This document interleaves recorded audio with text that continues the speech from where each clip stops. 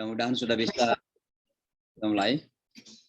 Tadi ada sesuatu yang nampaknya recordingnya kurang baik. Jadi sekarang kita mulai, Bapak dan Ibu sekalian. Mohon maaf saya mute semua. Tadi agak terlambat karena pas lagi waktu maghrib di kota New York sekarang. Jadi baru selesai sholat maghrib. Bismillahirrahmanirrahim. Assalamualaikum warahmatullahi wabarakatuh. Innal hamdalillah nahmaduhu wa nasta'inuhu wa nastaghfiruh wa na'udzu billahi min syururi anfusina wa sayyiati a'malina. Man yahdihillahu fala mudilla lahu wa man yudlil fala hadiyalah. Fa asyhadu an la ilaha illallah wahdahu la syarikalah wa asyhadu anna Muhammadan 'abduhu wa rasuluh la nabiyya ba'dah sallallahu ta'ala alaihi wa ala alihi wa sahbihi wa kulli man tabi'a hudah wastamsaka bi sunnatihi ila yaumiddin wa ba'd. Fa subhanaka la ilma lana illa ma 'allamtana innaka antal alimul hakim. Allahumma 'allimna ma yanfa'una wanfa'na bima 'allamtana. Allahumma arzuqna fahma wa waffiqna lil 'amali bihi ya rabbal alamin. Bapak dan Ibu, mudah-mudahan suara saya jelas. Pertama-tama tentunya kita sampaikan puji syukur kita kepada Allah Subhanahu wa taala bahwa pada kesempatan yang mudah-mudahan penuh keberkahan ini, mudah-mudahan Allah berkahi pertemuan kita ini, dan mudah-mudahan pertemuan kita ini menjadi jembatan untuk kita semua mendapatkan ridha dan rahmatnya Allah Subhanahu wa taala. Kita menyampaikan puji syukur kita kepada Allah. Puji syukur yang tiada henti-hentinya atas segala kenikmatan yang luar biasa yang Allah berikan kepada kita, apapun itu bentuknya. Mungkin kita sadari dan kebanyakan kita tidak sadari. Mungkin kita ketahui dan kebanyakannya kita tidak faham. Tapi Allah itu memberikan kenikmatan yang luar biasa kepada kita semua. Sebegitu banyaknya nikmat yang Allah berikan kepada kita, maka begitu banyak manusia yang kemudian gagal untuk bersyukur kepada Allah Subhanahu wa taala. Dan Allah Subhanahu wa taala sendiri yang mendeklarasikan dalam Al-Qur'an itu, wa qalilun min ibadiyasy syakur. Sangat sedikit dari kalangan hamba-hambaku ini yang mampu bersyukur. Tentu dari sekian banyak nikmat itu yang selalu kita saling mengingatkan adalah mensyukuri nikmat iman dan Islam ini. Saya biasa mengatakan bahwa kerap kali kita yang hidup dalam comfort zone atau zona nyaman, dalam situasi yang nyaman-nyaman saja, biasa-biasa saja, elok-elok saja. Kalau kita hidup di negara yang mayoritas muslim, alhamdulillah, kerap kali kita tidak merasakan betapa iman dan Islam itu adalah sebuah kenikmatan yang kerap kali berlalu begitu saja tanpa kita sadari. Karena menjadi sesuatu yang rasanya lumrah, biasa-biasa saja. Tapi begitu kita hidup di tengah-tengah saudara-saudara manusia kita, semanusia kita katakan saudara-saudara karena mereka juga dari Bani Adam. Ya. Lalu kemudian kita melihat gaya hidup mereka yang jauh dari hidayah Allah itu, baru kemudian kita mengatakan alhamdulillah ala ni'matil imani wal Islam.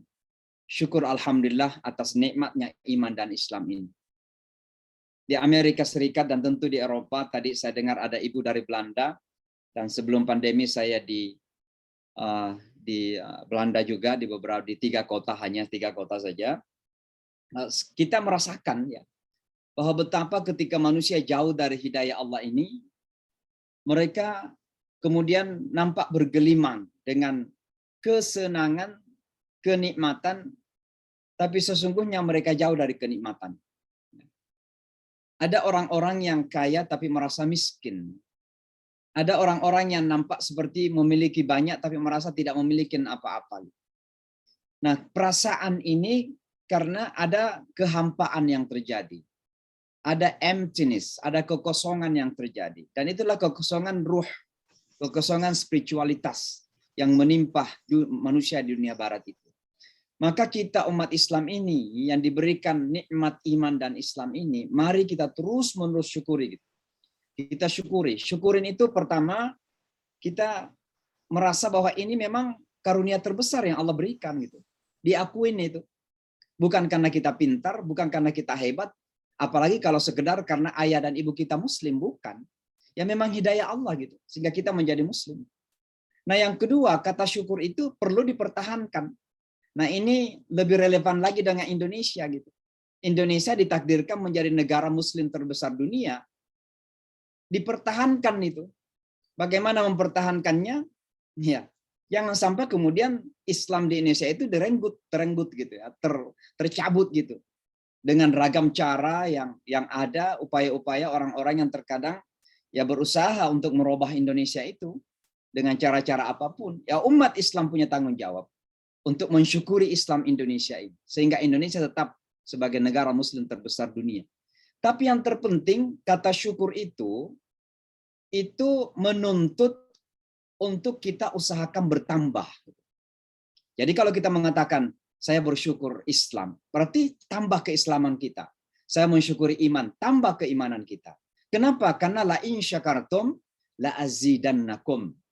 Kalau kalian bersyukur, saya tambah gitu. Berarti kita dituntut untuk berusaha untuk meningkatkan keimanan dan keislaman kita itu. Nah, maka ini nikmat terbesar yang harus kita terus-menerus saling mengingatkan. Ayo kita syukuri nikmat iman dan Islam kita ini. Jangan sampai kemudian kita hidup lalu begitu saja karena dalam zona nyaman, ya lingkungan yang sudah nyaman, azan di mana-mana, simbol-simbol Islam di mana-mana, lalu kemudian kita merasa sudah aman-aman saja, tahu-tahu tanpa kita sadari Islam itu digerogotin satu persatu, berbahaya. Ya. Satu nikmat daripada keislaman kita ini adalah menyadari tentang kasih sayang Allah itu. Kasih sayang Allah yang luar biasa itu. Satu bentuk kasih sayang Allah itu adalah, kalau saya mengatakan bentuk atau manifestasi kasih sayang Allah itu dalam bentuk maghfirah, pengampunan. Coba lihat ya, Bapak dan Ibu, kita ini kan sebagai manusia begitu banyak dosa yang kita lakukan. Dan kalau kita jujur pada diri kita sendiri, kalau sekiranya bukan Allah yang Maha Pemaaf, Maha Pengampun, saya kurang tahu siapa di antara kita ini yang bisa masuk surga. Makanya kan Allah memulai, barang siapa yang diselamatkan, faman zuhziha 'anil nar wa udkhilal jannah. Siapa yang diselamatkan dari api neraka baru dimasukkan ke dalam surga. Karena kalau bukan maghfirah Allah, kalau bukan karena ampunan Allah, boleh jadi begitu sangat sedikit di antara kita ini yang bisa terselamatkan masuk surganya Allah. Karena dosa begitu banyak yang kita lakukan. Nah mungkin ada yang merasa, saya salat, saya puasa, saya zakat, saya haji, saya sedekah, saya tidak berdusta. Tapi ada namanya dosa-dosa yang tanpa kita sadari, itu namanya dosa pasif. Apa itu dosa pasif? Salah satu di antaranya adalah gagal mensyukuri nikmat Allah. Ambil satu contoh saja, nafas ini, oksigen ini, yang kita hirup keluar masuk. Coba bayangkan kalau kita hirup, lalu kemudian Allah itu tarik agar tidak bisa keluar lagi oksigennya. Atau kita keluarkan oksigen itu, lalu kemudian Allah tidak memberikan kesempatan lagi untuk oksigen kita hirup masuk.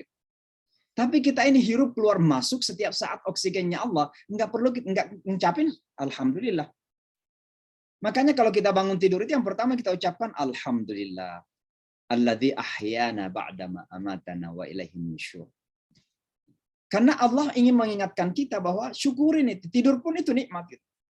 Nah, maka Allah itu adalah Maha Tawwab, Maha Pengampun. Nah, pengampunan Allah itu, coba kita renungi sebentar ya. Ini kita belum masuk tema ini tentang hijrah ya. Pengampunan Allah itu luar biasa, Bapak dan Ibu. Kita biasanya memaafkan ya. Misalnya ibu-ibu ada masalah antara satu dengan yang lain nih. Bertengkar atau berargumen gitu. Ya udah kita maafin gitu. Tapi biasanya dalam hati kita mengatakan, oke, I forgive you, saya maafkan Anda, tapi saya nggak mau lihat lagi Anda gitu.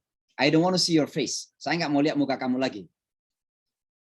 Bedanya Allah dalam Al-Quran, rata-rata kalau menyebutkan kata tawabun, Maha Pengampun, dan ghafurun, Maha Pemaaf, ya, Maha Pengampun, Allah itu diikutkan dengan kata-kata rahim, tawabur rahim, ghafurur rahim. Kenapa dikaitkan dengan rahim? Karena pengampunan Allah bukan sekedar mengampuni, tapi mengampuni dengan dasar kasih sayang, dan bukan sekedar kasih sayang, tapi diikuti dengan care, ada pelayanan, ada rasa simpati, ada perhatian. Kalau kita memaafkan seseorang kan nggak mau diperhatikan lagi tuh. Terkadang hati kita masih mendongkol, kita mau maafkanlah. Udahlah kita maafin aja itu. Tapi dalam hati kita masih ada. Tapi Allah nggak begitu. Allah itu memang memaafkan dasarnya adalah karena cinta. Dasarnya karena kasih sayang. Dan kasih sayangnya itu terekspresi dalam bentuk apa? Dalam bentuk memberikan kepada kita segala hal yang kita minta kepada Allah Subhanahu wa taala. Makanya pendosa pun dipanggil sebagai ibadi, ya, hamba-hambanya yang tersayang. Qul ya ibadiyalladzina asrafu ala anfusihim la taqnatu min rahmatillah. Katakan wahai Muhammad, wahai hambaku yang telah melampaui batas, yang melakukan banyak dosa-dosa. La taqnatu min rahmatillah. Jangan berputus asa dari rahmatnya Allah. Innallaha yaghfirudz dzunuba jami'a, karena Allah mengampuni semua dosa-dosa. Coba bayangkan, hamba-hamba pendosa dipanggil ibad. Dan kata ibadiyah itu adalah panggilan kasih sayang oleh Allah Subhanahu wa taala. Nah, ini adalah bentuk nikmat yang harus kita syukuri kepada Allah. Bapak dan Ibu sekalian, perkenankan sebelum hari Jumat di Indonesia, sekarang sudah Jumat Indonesia, berarti hari terakhir Hijriah kalau tidak salah, yang kita menyampaikan tahniah selamat untuk kita semua atas masuknya kita ke tahun baru Hijriah 1444. Ya, sayang sekali bahwa seringkali kalau pergantian tahun baru Masehi yang biasa disebut dalam bahasa Inggris Gregorian, ya, tahun Gregorian atau tahun baru Masehi, semua kita sibuk tuh ngirim sana sini kartulah, ucapan inilah, ucapan itulah. Tapi ketika tahun baru Islam, diam-diam saja kita, sepi-sepi saja tuh, grup-grup WhatsApp-nya kadang sepi gitu. Tapi begitu mau masuk tahun baru Masehi, semua sibuk tuh. Bahkan perayaan sana sini, perayaan situ, macam-macam dilakukan itu. Sementara tahun baru Islam ini disambut dengan biasa-biasa saja. Saya tidak mengatakan bahwa kita tidak pentingkan lagi tahun baru yang biasa kita pakai, karena itulah terlanjur kita pakai akte lahir kita di situ, ya, di situ tertulis di paspor kita atau di KTP kita gitu. Nanti bingung kalau kita lupakan itu juga. Nggak apa-apa. Saya biasa mengatakan, kita ini umat Islam adalah umat yang paling siap bekerja sama dengan siapa saja, tapi dengan satu syarat. Dengan satu syarat. Jangan korbankan identitas kita sebagai orang Islam. Kita memakai tanggal yang dipakai orang, nggak apa-apa. Nggak ada salahnya. Karena toh itu yang kita pakai di pemerintahan di mana-mana juga. Tapi yang menjadi masalah terkadang kita atas nama kerjasama, kita lupa bahwa kita ini punya identitas sendiri. Dan salah satu identitas keislaman kita adalah tahun kita itu Hijriah gitu. Nah, anak-anak kita hafal nggak bulan-bulan Hijriah itu? Atau mungkin banyak di antara kita ini lupa, sekarang ini sudah mau setahun berapa Hijriah itu? Kan begitu. Maka sekali lagi tahniah selamat, ya, selamat tahun baru. Mudah-mudahan di awal tahun baru ini Allah ridha kepada kita dan kita masuk ke tahun baru dengan kasih sayang Allah, sehingga di bulan-bulan yang akan datang ini Allah mudahkan kepada kita untuk mengabdi lagi, untuk beribadah kepadanya dan melakukan segala kebaikan-kebaikan yang baik insya Allah. Kepada ibu sekalian, disepakatin oleh para ahli sejarah kita bahwa tahun baru dalam Islam itu kan teridentifikasi, ya, dengan hijrahnya Rasulullah Shallallahu Alaihi Wasallam. Dan para ahli sejarah Islam sepakat bahwa yang memulai itu adalah Umar radhiyallahu anhu, atau pada zaman Umar radhiyallahu anhu. Dan ketika itu para sahabat kemudian berbeda pendapat bagaimana memulai tahun baru Islam ini. Ada yang mengatakan dimulai dengan lahirnya Rasulullah, milad. Ada yang mengatakan ketika mulai turun wahyu atau mulai kenabian ketika itu. Macam-macam. Ada yang mengatakan bahkan kematian Rasulullah itu adalah awal tahun baru. Nah, Umar radhiyallahu anhu kemudian memutuskan bahwa awal tahun baru Islam ditandai dengan hijrahnya Rasulullah Shallallahu Alaihi Wasallam dari Mekah ke Madinah pada tahun 13 kenabian. Nah, kenapa ditetapkan hijrah ini nanti kita akan jelaskan. Tapi saya ingin kembali dulu kepada sejarah Islam. Bahwa dalam Islam kita ini, perjalanan sejarahnya, ada beberapa langkah-langkah penting yang terjadi, peristiwa-peristiwa penting yang terjadi. Dan ini harus kita catat bersama. Yang pertama adalah tentu kelahiran Rasulullah Sallallahu Alaihi Wasallam. Karena lahirnya Rasulullah SAW bukan sekedar lahirnya seorang Muhammad, tapi lahirnya seseorang yang telah Allah persiapkan untuk menjadi pembawa cahaya dan rahmah dalam kehidupan manusia, Muhammad sallallahu alaihi wasallam. Maka wajar di saat kelahiran Rasulullah kita bergembira.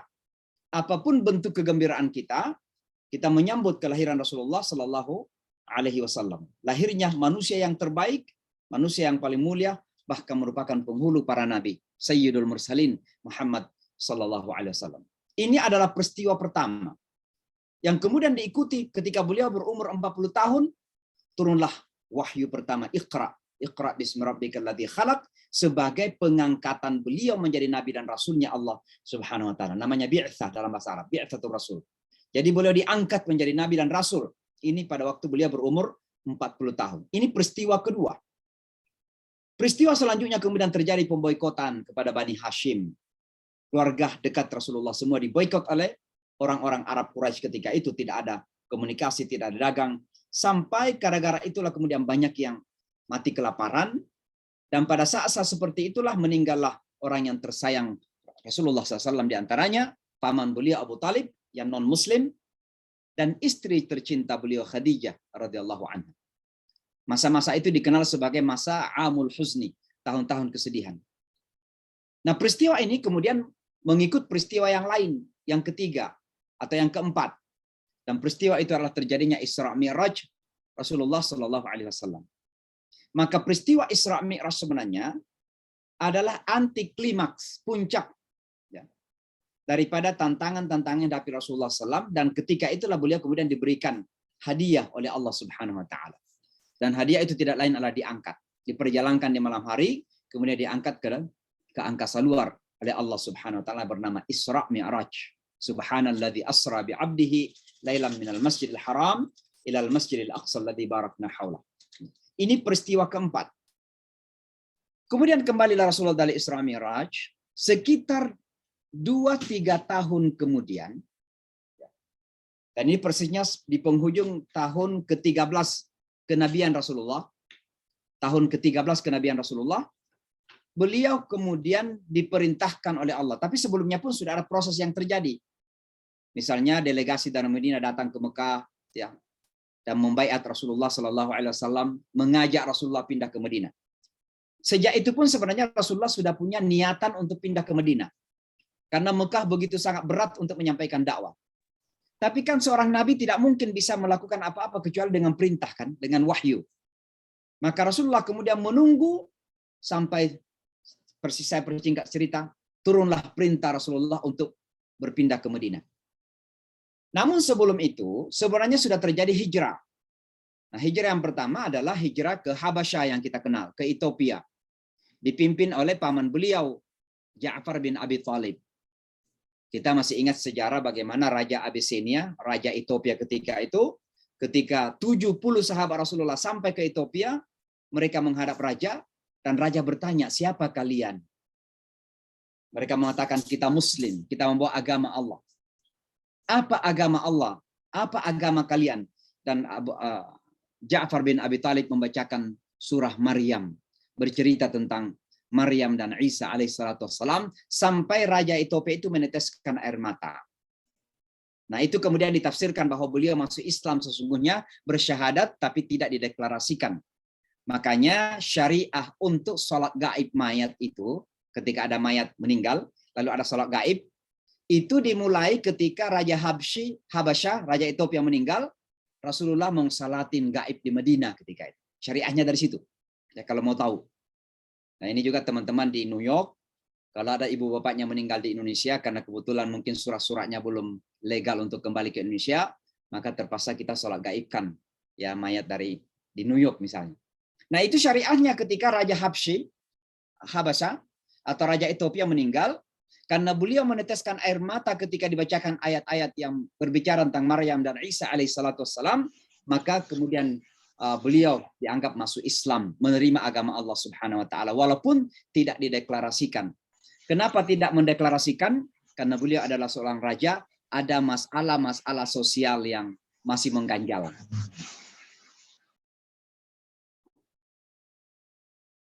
Ada yang belum mute ya. saya. Nah, ada masalah-masalah sosial yang mengganjal. Maka beliau tidak ingin mendeklarasikan itu. Karena jangan sampai kemudian dianggap pengkhianatan oleh rakyatnya. Maka beliau kemudian tidak mengkasihkan asyhadu alla ilaha illallah wa asyhadu anna Muhammad Rasulullah. Nah, ada teman saya, kebetulan beliau ini profesor, dan beliau menulis buku tentang Rasulullah Muhammad Sallallahu Alaihi Wasallam. Ketika beliau ke Dubai, sebelum azan subuh beliau sudah keluar dari hotelnya untuk merekam azan dan membuat YouTube dan mengatakan alangkah indahnya azan ini. Dan beliau mengatakan saya tidak pernah mendengarkan sesuatu yang paling indah lebih dari indahnya suara azan. Tapi beliau selalu mengaku sebagai Katolik, profesor. Mungkin tahu namanya Profesor Dr. Considine, yang menulis buku tentang Rasulullah Sallallahu Alaihi Wasallam. Saya kalau melihat beliau ini, saya teringat Raja Ethiopia ini. Jangan-jangan dalam hatinya beliau ini sebenarnya sudah berikrar syahadat, tapi kemudian karena beliau adalah orang yang profesor Universitas Katolik, ya masalah-masalah sosial yang mengganjal. Bagaimana nanti masalah hukumnya di hari akhir nanti serahkan kepada Allah Subhanahu wa taala. Tapi intinya adalah ini adalah hijrah pertama yang terjadi. Lalu kemudian Rasulullah Sallallahu Alaihi Wasallam mulai mengirimkan umatnya ke Medina. Berangkatlah mereka secretly, secara rahasia di malam hari, ya pelan-pelan, tidak ada mengetahui gitu. Kecuali satu pengikut sahabat Rasulullah yang pindah ke Madinah dengan terang-terangan. Siapa itu? Siapa lagi kalau bukan Umar radhiyallahu anhu. Di malam hari, beliau akan berangkat di malam hari. Di siang harinya beliau pergi ke Masjidil Haram. Dan biasanya di Masjidil Haram itu berkumpul para pembesar-pembesar Quraisy ketika itu, orang-orang kafir Quraisy. Lalu dia mengatakan, wahai pembesar Quraisy, saya sebentar malam akan berjalan ke Madinah. Kalau ada di antara kalian yang berani untuk menghalangi saya dan ingin istrinya menjadi janda atau anak-anaknya menjadi yatim, tunggu saya di belakang gunung itu. Itulah Umar radhiyallahu anhu. Seorang pemberani, seorang yang kuat, dan tidak ada yang berani untuk menghadapi beliau. Beliau berangkat ke Madinah dengan terbuka. Tapi Rasulullah Sallallahu Alaihi Wasallam sendiri belum berangkat. Kenapa? Karena belum turun wahyu yang secara spesifik, secara khusus memerintahkan beliau untuk berangkat ke Madinah. Itu adalah seorang nabi. Nabi itu nggak mungkin bisa melakukan apa-apa kecuali dengan perintah, kecuali dengan wahyu dari Allah. Maka Rasulullah tidak berangkat. Padahal sahabatnya udah banyak berangkat ini secara rahasia. Termasuk Umar. Yang ditahan oleh beliau adalah Abu Bakar dan Ali radhiyallahu anhu. Turunlah kemudian wahyu dari Allah Subhanahu wa taala. Turunlah wahyu, lalu kemudian Rasulullah SAW mempersiapkan perjalanan itu. Maka singkat cerita, saya nggak perlu lagi menceritakan bagaimana perjalanan itu, tapi kemudian beliau meminta Abu Bakar untuk menemani beliau, dan pada saat yang sama meminta Ali radhiyallahu anhu yang masih sangat muda ketika itu, menantu beliau, untuk mengambil alih rumahnya, tidur di tempat tidurnya.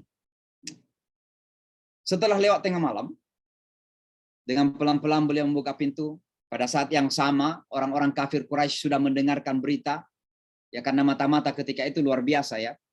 Tentu lebih hebat lagi sekarang. Dulu saja pada zaman Rasulullah itu mata-mata di mana-mana gitu. Nah sekarang ini kan mata-matanya luar biasa itu.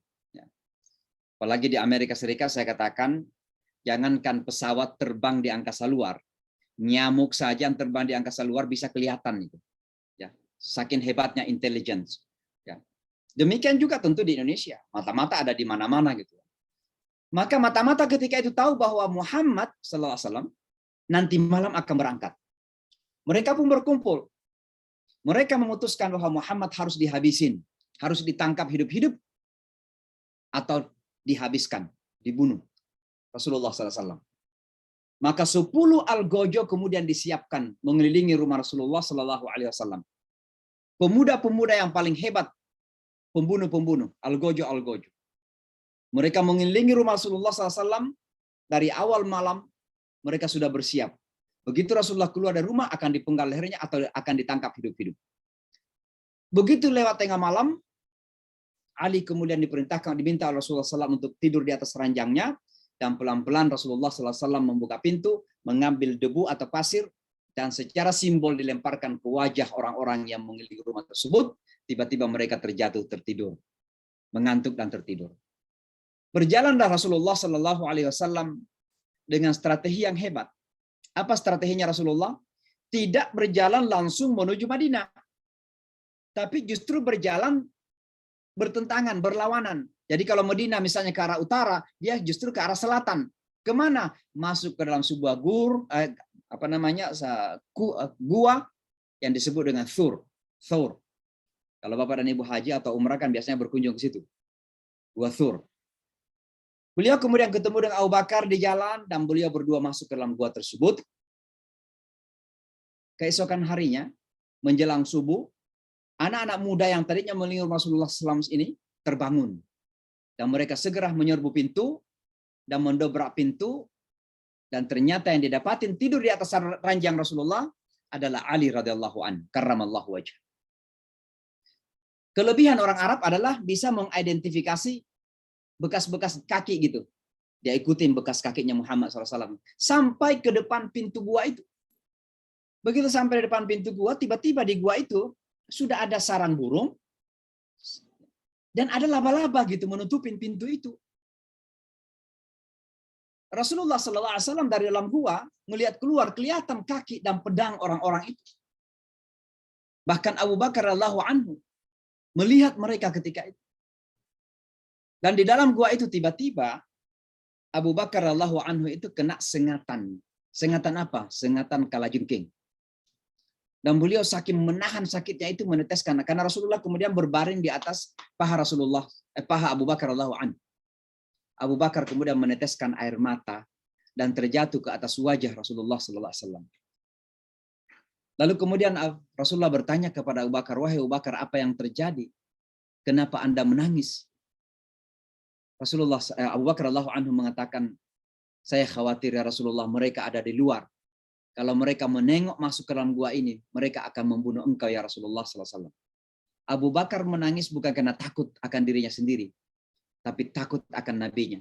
Takut akan dia yang sangat dikasih sayangi, Rasulullah sallallahu alaihi wasallam. Bedanya kasih sayang kita dengan Abu Bakar radhiyallahu anhu.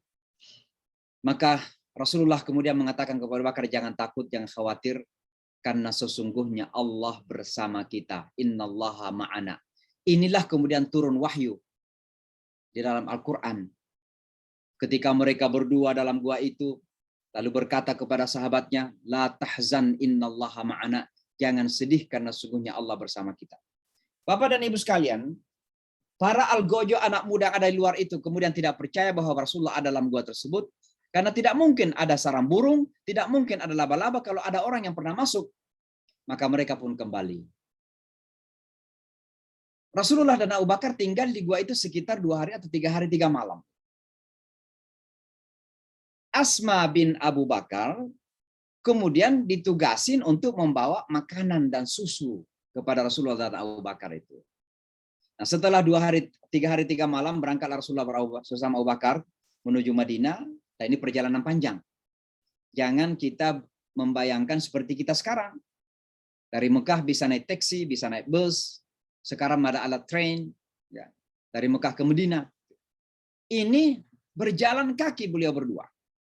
Sama Abu Bakar menuju Madinah Al-Munawwarah. Yang namanya ketika itu adalah Yathrib. Ya. Nah, singkat cerita, sampailah Rasulullah SAW di Madinah disambut dengan sukacita.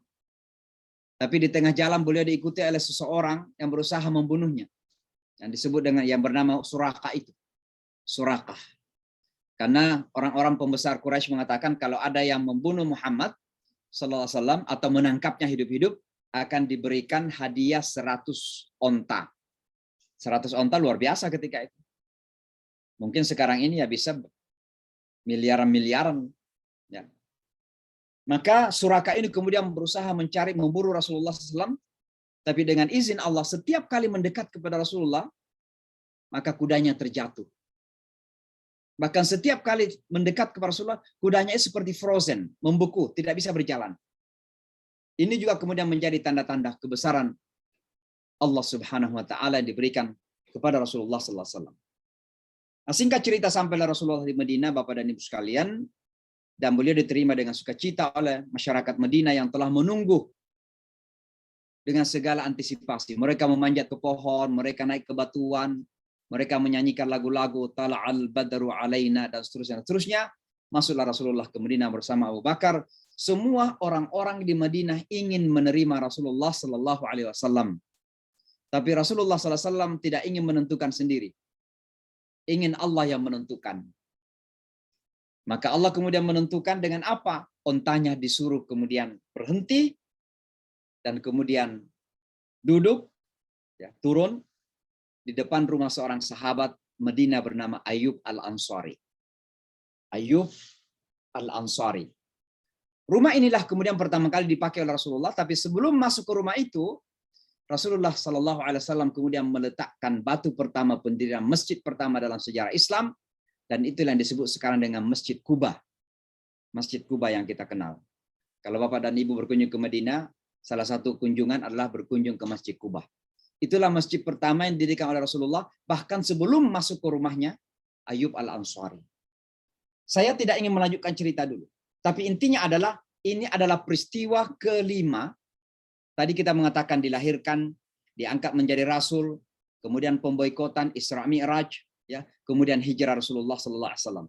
Dan dari hijrah ini ada peristiwa-peristiwa penting yang terjadi kemudian. Di antaranya perang-perang, ada perang Badar, Uhud dan seterusnya. Lalu kemudian diikuti dengan apa? Dengan Baiat Hudaybiyah. Setelah turunnya perintah haji, Rasulullah berusaha untuk pergi haji tapi dilarang. Lalu kemudian singkat cerita, ceritanya panjang, terjadilah perjanjian Hudaybiyah itu, dan perjanjian Hudaybiyah ini kemudian menjadi cikal bakal Fathu Makkah untuk ditaklukkan kembali Makkah oleh Rasulullah Sallallahu Alaihi Wasallam. Tapi kita kembali kepada hijrahnya Rasulullah SAW. Pertanyaan mungkin ada dua di sini. Kenapa harus hijrah? Kenapa Rasulullah Sallallahu Alaihi Wasallam tidak tetap diperintahkan tinggal di Mekah dan berdakwah? Kan itu tanah kelahiran beliau. Mekah itu adalah negerinya beliau. Itu adalah kota kelahiran beliau. Kenapa harus pindah? Kenapa harus hijrah? Yang pertama. Yang kedua, kenapa Madinah? Kenapa bukan misalnya ke kota yang lain? Tapi kenapa ke Madinah? Nah, pertanyaan yang pertama adalah, kenapa hijrah? Karena hijrah itu memang sudah menjadi jalan bagi kemenangan para nabi. Jalan kemenangan para nabi secara kolektif. Bapak dan Ibu, kemenangan itu ada dua macam. Ada kemenangan individual, kemenangan yang bersifat fardi, personal sifatnya, dan itu ditandai dengan apa? Dengan Isra Mi'raj. Itu Rasulullah sudah menang, tapi masih bersifat individual. Kenapa Isra Mi'raj itu sebagai tanda kemenangan individual? Karena diberikan sholat. Sholat. Hayya 'alas shalah, hayya 'alal falah. Itu adalah kemenangan. Tapi kemenangan itu masih bersifat individual. Agama Islam ini bukan agama individual saja. Ya, agama Islam mengatur kita sholat, mengatur kita zakat, mengatur kita haji, zikir, tasbih, qiyamul lail, semua ada individual. Tapi Islam ini agama kemasyarakatan, agama komunal, agama yang telah hadir untuk membangun masyarakat dan dunia, membangun peradaban. Maka kalau Isra Mi'raj adalah indikator kemenangan individual, maka hijrah itu adalah indikator kemenangan kolektif Rasulullah Sallallahu Alaihi Wasallam. Itu adalah awal langkah kemenangan secara kolektifnya Rasulullah Sallallahu Alaihi Wasallam. Makanya semua nabi itu berhijrah sebenarnya. Nabi Nuh alaihissalatu wassalam, setelah dicaci maki, setelah dihina, lalu kemudian beliau membuat perahu itu, terjadi hujan besar, terjadi banjir, itu hijrahnya Nuh alaihissalatu wassalam. Hijrah. Berpindah dari satu tempat ke tempat yang lain dengan perahunya yang dibuat di atas puncak gunung. Coba bisa bayangkan. Ibrahim alaihissalatu wassalam berhijrah. Dari mana? Dari Babylon ke Yerusalem. Anaknya berhijrah dari Yerusalem, Ismail lahir di sana, di Yerusalem. Hijrah ke Mekah. Semua nabi hijrah. Nabi Musa alaihissalatu wassalam hijrah dari mana? Dari Mesir ke Madian. Nabi Syuaib ketemu dengan putrinya Nabi Syuaib. Dan kemudian nikah dengan putrinya Nabi Syuaib, kembali lagi ke Mesir, memimpin Bani Israel untuk hijrah dari Mesir menuju tanah Palestina. Musa alaihissalatu wassalam. Isa alaihissalatu wassalam itu hijrah. Hijrah dari mana? Dalam sejarah disebutkan bahwa hijrah Isa itu adalah dari Yerusalem, ibunya melarikan diri bersama namanya Yusuf, tukang batu, ke Mesir dari Yerusalem. Lalu kemudian belakangan Isa kembali ke Yerusalem. Maka hijrah itu merupakan ketetapan Allah bagi seluruh nabi sebagai pertanda awal kemenangan secara kolektif. Maka hijrahnya Rasulullah SAW itu adalah awal kemenangan secara kolektif. Pertanyaannya kemudian, kenapa di Madinah? Karena Madinah memang telah dipersiapkan oleh Allah Subhanahu wa Ta'ala. Apa indikasi persiapan itu? Ada dalam kitab suci sebelum Al-Quran. Kitab Taurat menyebutkan bahwa nabi terakhir itu akan terlahir di sebuah tempat bernama Paran. Paran itu artinya batu-batuan yang gunung gitu, seperti Mekah itu. Itu namanya Paran dalam bahasa Taurat. Lalu kemudian akan settle, akan tinggal di tempat yang banyak oasis, banyak mata air. Di Saudi Arabia, dari sekian banyak tempat Saudi Arabia itu, Madinah itu dianggap paling banyak mata airnya. Makanya korma tumbuh banyak di Madinah. Makanya Yahudi itu, kenapa banyak komunitas Yahudi yang tinggal di Madinah jauh sebelum Rasulullah dilahirkan? Karena mereka tahu. Bahkan Al-Quran sendiri mengatakan, ya'rifunahu kama ya'rifuna abna'ahum. Mereka tahu Muhammad SAW itu sebagaimana mereka tahu anak-anak mereka. Maka Madinah itu dari dulu, jauh sebelum Rasulullah lahir, sudah dipersiapkan sebenarnya oleh Allah Subhanahu wa Ta'ala. Jadi bukan pilihan Rasulullah, itu pilihan Allah bagi Rasulullah SAW untuk membangun peradaban dunia, untuk membangun peradaban kemanusiaan. Maka beliau kemudian hijrah ke Madinah ketika itu. Dan ketika beliau berhijrah ke Madinah, nama Yathrib, kota Yathrib dirubah menjadi Madinah. Dan kata Madinah itu kan terjemahan literalnya berarti kota. Tapi arti sesungguhnya adalah dari kata tamadun. Tamadun itu artinya peradaban. Ya. Maka Madinah atau kota itu artinya pusat peradaban. Karena di kota itulah sesungguhnya manusia-manusia seharusnya lebih beradab. Pendidikannya lebih ada, berpikirnya lebih luas, ya, rasionalnya lebih hebat gitu. Membangun peradaban, perekonomian, pendidikan, ya, sistem politik yang baik. Bukan terbalik itu. Terkadang justru sekarang ini justru kehidupan yang jahil terjadi di kota-kota gitu. Saya mengikuti cerita tentang Citayam itu ya, di Jakarta tuh. Nah, ini kan sebuah kemajuan di kota gitu.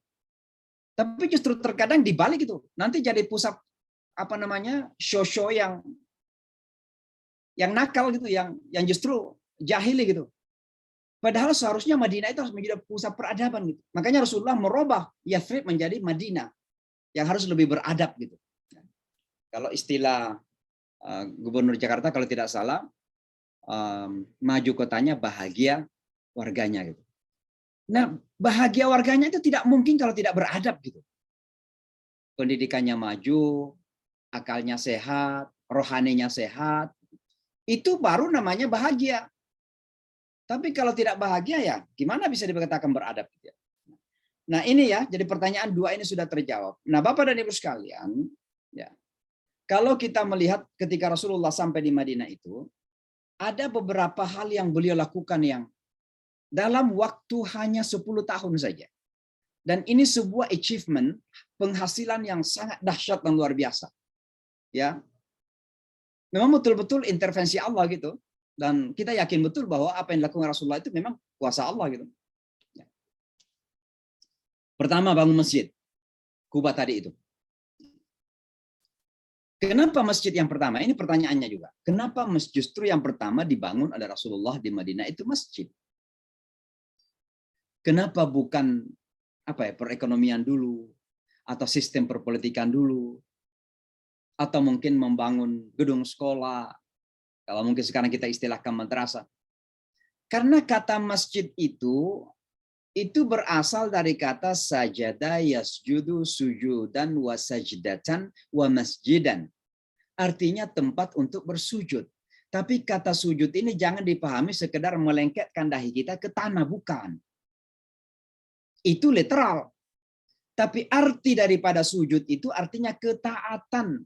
Walillahi yasjudu ma fis samawati wa ma fil ard. Dan kepada Allah bersujud apa yang ada di langit, apa yang ada di bumi. Yasjudu itu artinya taat. Matahari itu sujud kepada Allah, bulan itu sujud kepada Allah. Pohon-pohon itu sujud kepada Allah. Ikan-ikan di laut itu sujud kepada Allah. Artinya apa? Ikut kepada aturan Allah.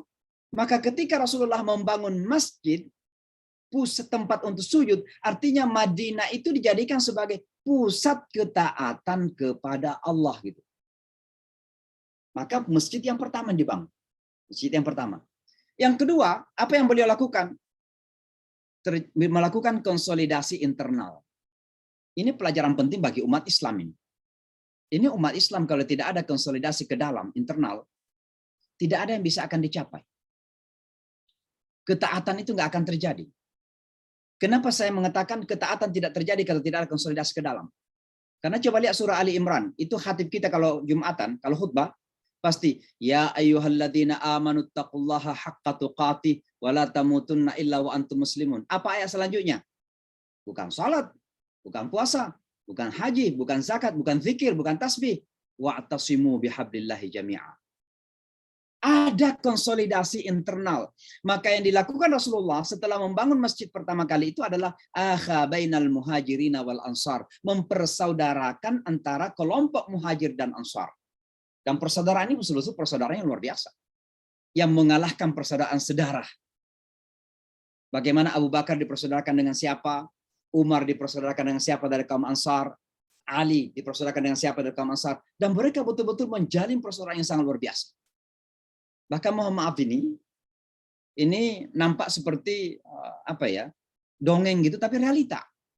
Ada di kalangan sahabat Ansar sampai-sampai mengatakan begini, wahai sahabatku yang muhajir, karena ada yang pindah dari Mekah, yang hijrah dari Mekah ke Madinah, istrinya nggak mau ikut.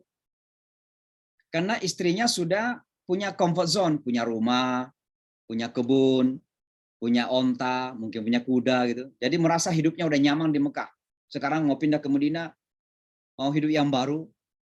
Maka terkadang istrinya nggak mau ikut. Maka ada suami-suami yang pindah ke Madinah, itu nggak punya istri. Mohon maaf ini ibu-ibu. Ada sampai laki-laki Ansar yang mengatakan kepada kaum muhajirin, wahai saudaraku, saya punya istri lebih dari satu. Bagaimana kalau saya minta izin untuk berpisah dengan satu dari dua istri saya ini, dan setelah selesai iddahnya Anda bisa nikahin. Sampai gitu. Ini dongeng, seperti dongeng, tapi itu realita itu. Saking cintanya ke persaudaranya itu. Dan Rasulullah berhasil mempersaudarakan itu. Tentu tidak perlu diikutin secara literal seperti ini, tapi makna yang kita ingin sampaikan adalah begitu cintanya ke persaudaranya. Ada kasih sayang luar biasa itu, rahmah, ikatan rahmah yang luar biasa di antara sama Islam itu. Ini yang kedua lakukan Rasulullah, mempersaudarakan umat ini. Umat Islam ini nggak bisa bangkit. Umat Islam ini akan nggak bisa jaya kalau tidak terjadi ukhuwah yang betul-betul seperti yang digambarkan oleh Al-Quran. Seperti yang digambarkan oleh Allah Subhanahu wa taala dalam Al-Quran. Yang ketiga adalah melakukan konsolidasi eksternal. Apa itu konsolidasi eksternal? Jadi Madinah itu dari dulu itu sudah menjadi tempat yang plural. Plural bukan pluralism. Beda ya. Plurality. Jadi ada keragaman di situ. Dari segi etnis ada Arab. Ada yang non-Arab juga. Kemudian ada Muslim, ada Yahudi, ada Kristen, ada Arab musyrik yang masih musyrik. Itu semua ada tinggal di Madinah. Maka Rasulullah SAW sebagai pemimpin yang sudah disepakati untuk menjadi raja atau presidennya Madinah harus melakukan konsolidasi secara eksternal selain Islam. Maka apa yang beliau lakukan? Beliau membentuk yang disebut dengan konstitusi Madinah. Itu yang dikenal dengan Piagam Madinah sekarang. Piagam Madinah. Bapak dan Ibu, Piagam Madinah itu bukan konstitusi Islam, tapi konstitusi Islami. Ya. Maksudnya apa? Ketika Rasulullah membentuk itu, Rasulullah mengajak semua elemen masyarakat. Diajak, diminta pendapatnya. Masyarakat Yahudi, menurut kamu isi konstitusi kira-kira bagaimana? Kristen, menurut kamu isi konstitusi kira-kira gimana? Kenapa? Karena Madinah adalah milik bersama gitu bagi semuanya. Ini betul-betul mirip Indonesia sekarang. Indonesia ada Pancasila dengan Undang-Undang Dasar 45 yang semua merasa itu adalah miliknya bersama. Maka Rasulullah membentuk Piagam Madinah ketika itu sebagai ikatan bersama Muslim maupun non-Muslim sebagai penduduk atau masyarakat atau bangsa Madinah ketika itu. Ini yang kedua yang dilakukan Rasulullah SAW. Yang ketiga. Yang keempat, membangun perekonomian umat. Salat sudah turun di Mekah. Perintah salat. 2 tahun sebelum hijrah, Rasulullah Isra Mi'raj menerima perintah salat. 2 tahun setelah hijrah, turun perintah zakat di Madinah. Aqimus shalah atuz zakat. Perintah zakat turun di Madinah. Ketika zakat turun, perintah zakat turun, Rasulullah Shallallahu Alaihi Wasallam tidak sekedar memahaminya sebagai memberikan harta 2,5%, bukan. Jadi pemahamannya nggak terbatas seperti itu. Bagaimana Rasulullah memahami zakat? Rasulullah memahami zakat itu bahwa ketika diperintah berzakat, berarti kita diperintah untuk melakukan apa yang disebut dengan economic empowerment, penguatan ekonomi. Kalau umat ini pemasukannya sekedar yang bisa dikonsumsi, ya kapan bisa zakatnya?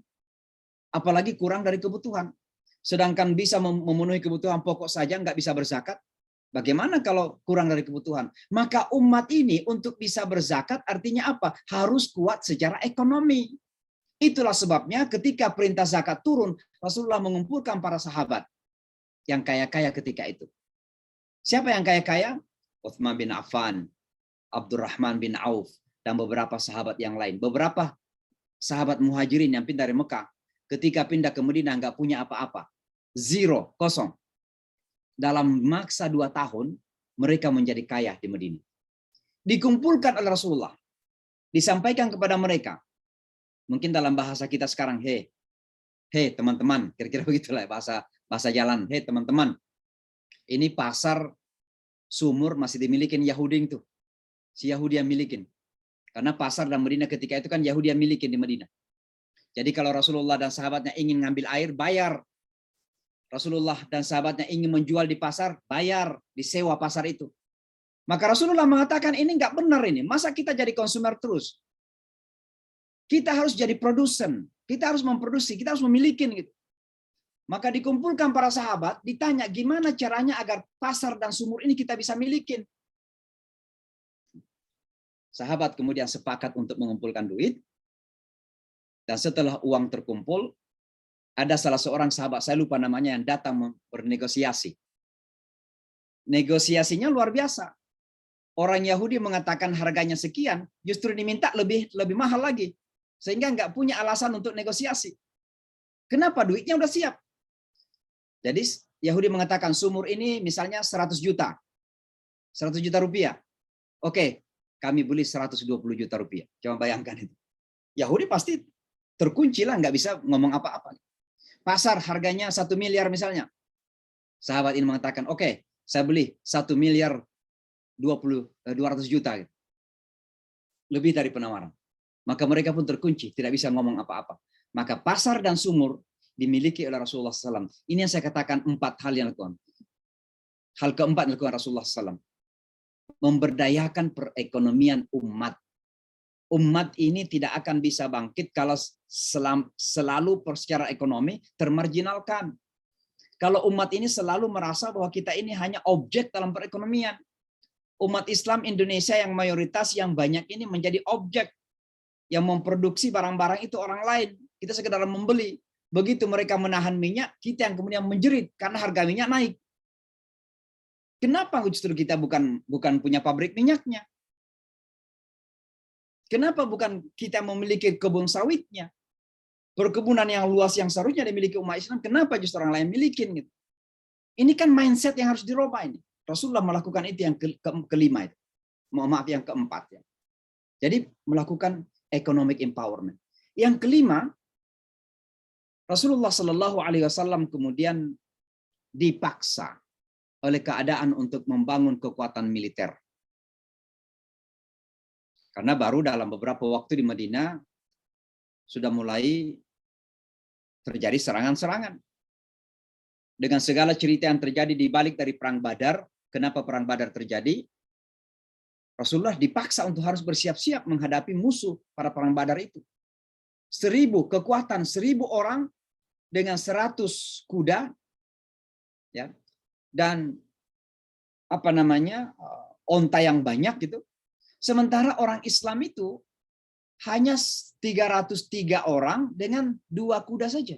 Bisa dibayangkan itu.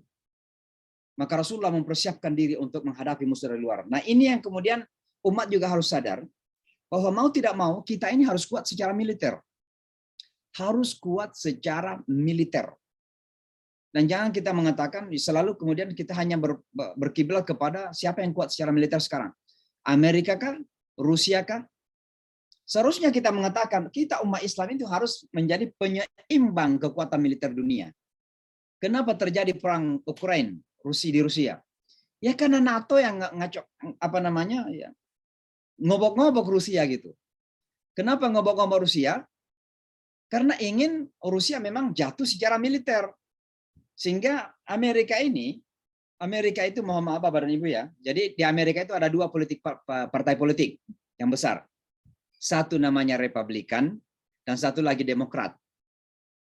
Republikan ini salah satu cirinya adalah selalu memberikan fasilitas kepada orang-orang pebisnis yang kaya-kaya. Sehingga terkadang orang-orang miskin menjerit. Terjadi gap ekonomi yang luar biasa. Tapi salah satu kelebihan dari Republikan itu tidak terlalu berambisi untuk mendominasi dunia, global domination, ya, dominan secara global. Kalau Demokrat secara ekonomi berpihak kepada rakyat kecil, maka pelayanan sosialnya terjadi, social service. Tapi ada ambisi global yang luar biasa, ingin berkuasa di mana-mana, ingin intervensi terjadi di mana-mana.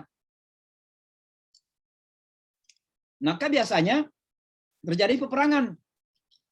Irak, Afghanistan, kemudian sekarang di Ukraina. Nah, ini kan terjadi pertarungan militer yang sangat dahsyat dalam dunia global kita sekarang ini.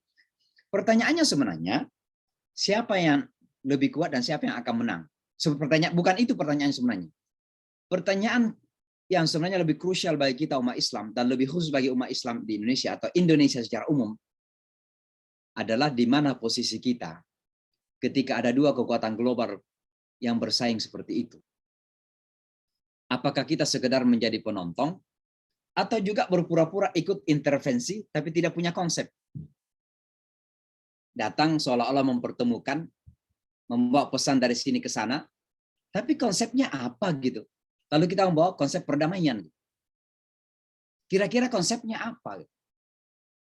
Ini harus jelas, maka umat ini harus punya konsep bagaimana membangun kekuatan militernya. Gitu. Dan itu Rasulullah SAW lakukan. Maka Rasulullah menang di perang Badar, menang di peperangan-peperangan selanjutnya. Yang hampir kalah adalah di perang Uhud. Karena terjadi ketidaktaatan kepada komandan ketika itu. Ini yang kelima yang dilakukan Rasulullah SAW. Yang keenam adalah Rasulullah melakukan international diplomacy. Diplomasi global, diplomasi internasional. Dalam bentuk apa? Mengirim surat kepada raja-raja ketika itu. Dan luar biasa. Suratnya mengundang mereka untuk mengimani agama yang dibawa oleh Rasulullah SAW. Kita tidak mengatakan bahwa presiden atau raja muslim mengirim surat mengundang presiden lain menjadi muslim. Enggak, tidak perlu. Tapi perlulah pemimpin-pemimpin dunia Islam ini memiliki kemampuan untuk memperlihatkan dan menyampaikan kepada pemimpin dunia yang lain bahwa kita ini punya identitas, punya keyakinan, punya agama, dan punya identitas yang tidak mudah digoyah, tidak mudah diwarnain oleh bangsa yang lain. Minimal itulah yang dilakukan oleh para pemimpin kita sekarang ini. Rasulullah justru mengirim surat kepada Raja Roma, Raja Persia, diundang mereka untuk masuk ke dalam agama ini. Kita bisa membayangkan misalnya kalau Presiden Indonesia mengirim raja kepada Presiden Prancis mengatakan Bismillahirrahmanirrahim, dari Presiden Jokowi mengundang Anda untuk bersyahadat asyhadu an la ilaha illallah wa asyhadu anna Muhammadar Rasulullah. Tentu kita tidak mengharapkan seperti itu. Tapi minimal diperlihatkan bahwa saya adalah pemimpin negara dengan penduduk muslim terbesar dunia, ente jangan macam-macam, kira-kira begitulah. Itu yang kita harapkan dari pemimpin dunia Islam gitu. Ini diplomasi Bapak dan Ibu sekalian. Dan diplomasi itu harus dimulai dengan self confidence, percaya diri. Kalau tidak punya kepercayaan diri, susah untuk melakukan diplomasi. Yang kemudian yang terakhir sekali Rasulullah lakukan adalah turunnya perintah haji, dan beliau kemudian berusaha untuk melakukan ibadah haji, tapi ditahan di Hudaybiyah, dan akhirnya terjadi perundingan. Maka terjadilah apa yang disebut dengan perundingan atau perjanjian Hudaybiyah ketika itu. Dan perjanjian Hudaybiyah inilah yang menjadi cikal bakal bagi terjadinya Fathu Makkah yang disebutkan dalam Al-Quran, Inna fatahna laka fathan mubina. Sesungguhnya kami telah membuka dengan pembukaan yang besar. Artinya, Anda wahai Muhammad akan kembali kepada Mekah dalam keadaan terhormat, dalam keadaan kuat, dan engkau akan mengalahkan mereka yang pernah mengusir engkau wahai Muhammad sallallahu alaihi wasallam. Saya ingin mengakhiri dengan ini Bapak dan Ibu sekalian. Intisari daripada hijrah itu, esensi daripada hijrah itu adalah perpindahan. Perpindahan itu kan artinya pergerakan. Pergerakan itu kan artinya perubahan. Maka hijrah itu esensinya ada pada kata perubahan. Maka Al-Quran mengatakan, Innallaha la yughayyiru ma biqaumin hatta yughayyiru ma bi anfusihim. Sesungguhnya Allah tidak akan merubah nasib dari satu kaum, termasuk kaum yang disebut kaum Islam ini, umat Islam ini, kecuali mereka mampu melakukan perubahan. Nah, apa yang harus dilakukan oleh umat ini? Perubahan apa itu? Banyak. Kalau kita melihat keadaan umat kita sekarang ini kan, mohon maaf ya, yang berada di lingkungan mayoritas, jumlahnya besar, tapi mereka menjadi apa ya? Menjadi korban-korban, menjadi victim. Terkadang jumlahnya besar, tapi mental minoritas gitu. Mayoritas yang bermental minoritas. Kue daripada negara itu justru dimiliki oleh orang-orang yang minoritas gitu. Ini saya tidak mengatakan hanya Indonesia, tapi di mana-mana. Kita melihat misalnya di Pakistan, kita melihat misalnya di Bangladesh, kita melihat misalnya di beberapa negara yang lain. Luar biasa gitu. Kita yang di minoritas, misalnya kami di Amerika Serikat, menghadapi tantangan luar biasa. Kesalahpahaman, kebencian, upaya-upaya untuk memarginalkan agama ini luar biasa. 400 juta dolar dihabiskan itu di Amerika ini untuk mengkampanyekan bahwa betapa Islam itu adalah agama yang berbahaya. Gitu. Tapi kita hadapin dengan cara kita sendiri. Terkadang kita harus berhadapan dengan CNN, dengan Fox News. Mereka punya media, kita nggak punya media. Tapi alhamdulillah, wa makaru wa makarallah wallahu khairul makirin. Islam berkembang terus, tidak bisa tertahankan lagi. Tapi kalau kita melihat teman-teman kita di beberapa negara yang lain yang minoritas, kita lihat di Kashmir, India, Rohingya, yang klasik itu. Kita melihat teman saudara-saudara kita di Uighur, yang klasik lagi Palestina sekarang ini yang semakin suram. Baru-baru ini Biden ke Timur Tengah, ke Israel dan ke Saudi Arabia. Salah satu fokus terpenting daripada kunjungan Biden ke Saudi Arabia itu adalah membujuk atau tepatnya menekan Saudi Arabia untuk segera membangun hubungan diplomasi dengan Israel. Nah, saudara-saudara kita Palestina semakin suram masa depan. Situasi ini menuntut kita untuk melakukan hijrah tadi itu. Hijrah dalam arti melakukan perombakan-perombakan, perubahan-perubahan. Kita nggak bisa bergerak kemana-mana kalau kita tidak melakukan hijrah. Minimal 7 hal yang saya ingin sebutkan. Singkat saja, baru kita buka tanya jawab dan diskusi ya. Yang pertama, perubahan mental. Perubahan mental. Perubahan mental yang saya maksud, masanya umat Islam ini tidak merasa kalah sebelum dikalahkan oleh siapa-siapa. Merasa kecil sebelum dikecilkan oleh siapa. Harus kita ini memiliki mental menang. Dan Al-Quran kita semuanya kemenangan. Janji kemenangan itu ada. Tapi masalahnya, punya nggak kita mental kemenangan itu? Oh, maaf ya, ada orang, kalau di Indonesia ini kan ada orang bule datang ke Indonesia, itu sudah pasti seolah-olah pasti kalau bule itu pintar, hebat, kuat, kaya gitu. Oh, maaf, banyak juga orang bule itu miskin-miskin di sini. Peminta-minta pinggir jalan itu banyak bule juga. Nanti kenapa kalau ada melihat bule terkadang sudah dianggap hebat gitu. Bermata biru, berambut pirang, berkulit putih, sudah seolah-olah pasti hebat gitu. Karena kita sendiri ada rasa rasis gitu dan merasa terkalahkan. Umat ini harus berubah. Kita harus mengatakan bahwa kita ini mulia, kita terhormat, bukan karena kulit kita, bukan karena harta kita, bukan karena apa-apa kita, tapi karena agama dan iman kita. Walillahil izzatu wa rasulihi walil mu'minin. Modal terutama kita untuk mulia dan menang adalah karena iman dan Islam kita. Dengan iman dan Islam kita membangun perekonomian. Kita membangun sistem perpolitikan. Kita membangun sistem sosial. Kita membangun negara dan peradaban dengan iman dan Islam itu. Ini mentalitas harus kita rubah. Kalau tidak, jangan pernah kita bermimpi bahwa kita akan merubah segala hal-hal yang masih menyakitkan hati kita. Betapa kesaliman-kesaliman terjadi di mana-mana. Itu yang pertama. Yang kedua adalah kita harus merubah karakter gitu. Karakternya apa maksudnya? Lima taquluna ma la taf'alun. Kenapa kalian mengatakan banyak hal yang kalian sendiri tidak lakukan? Karakter berislam kita ini penting untuk kita rubah. Kita mengatakan bahwa Islam mengajarkan persaudaraan. Tapi coba perhatikan, orang Islam yang paling mudah pecah belah. Nah, ada yang mengatakan, karena ada yang pecah belah. Loh, kenapa mau dipecah belah? Ada yang mengatakan, oh Amerika. Emangnya kita umat Islam dengar Amerika atau dengar Al-Quran? Al-Quran mengatakan, wa'tasimu. Amerika mengatakan berbeda-beda. Berpecah belah. Mana yang mau dengar? Quran apa? Amerika. Maka selamanya kita blame orang lain gitu. Maka karakter seperti harus dirubah nih. Yang ketiga, perubahan sosial. Innallaha yuhibbul ladzina yuqatiluna fi sabilihi shaffa. Sosial kita ini salah satunya adalah membangun networking. Bukan sekedar kumpul-kumpul. Mohon maaf ya. Umat Islam ini pintar kumpul-kumpul. Termasuk umat Islam Indonesia itu. Kalau kita ngumpulin di atas asas emosi, itu mudah sekali berkumpul. Tapi kemudian perkumpulan itu bubar, tidak ada hal yang konkret gitu. Semua lewat begitu saja. Kita ini kok lebih kalah dari semut kalau berkumpul.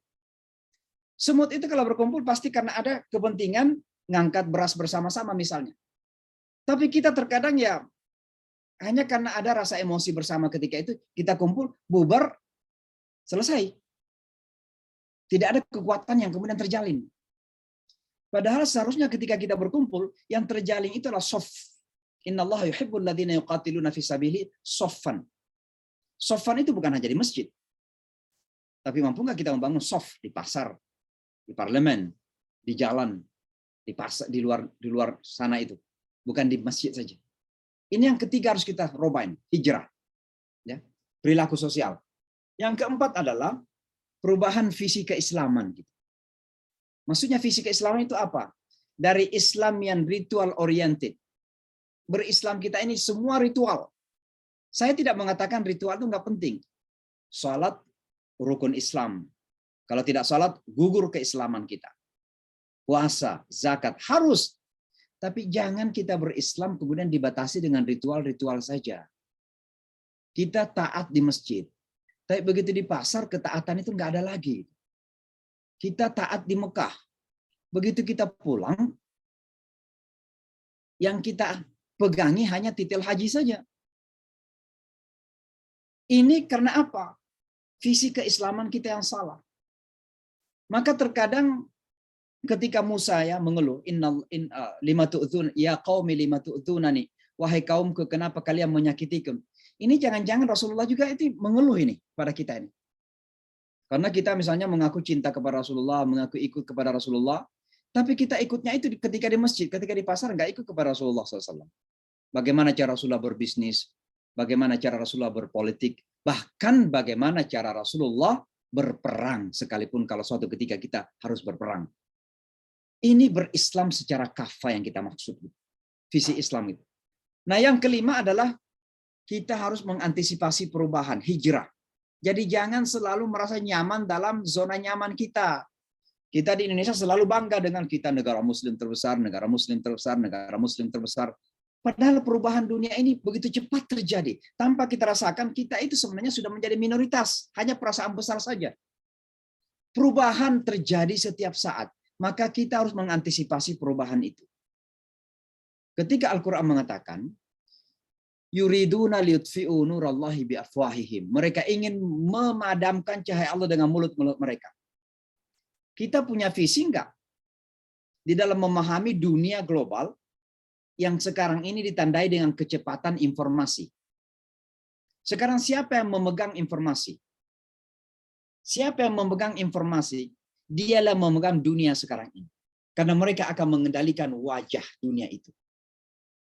Saya biasa mengatakan peperangan yang dahsyat itu bukan peperangan antara Rusia dan Ukraina, bukan. Tapi peperangan persepsi.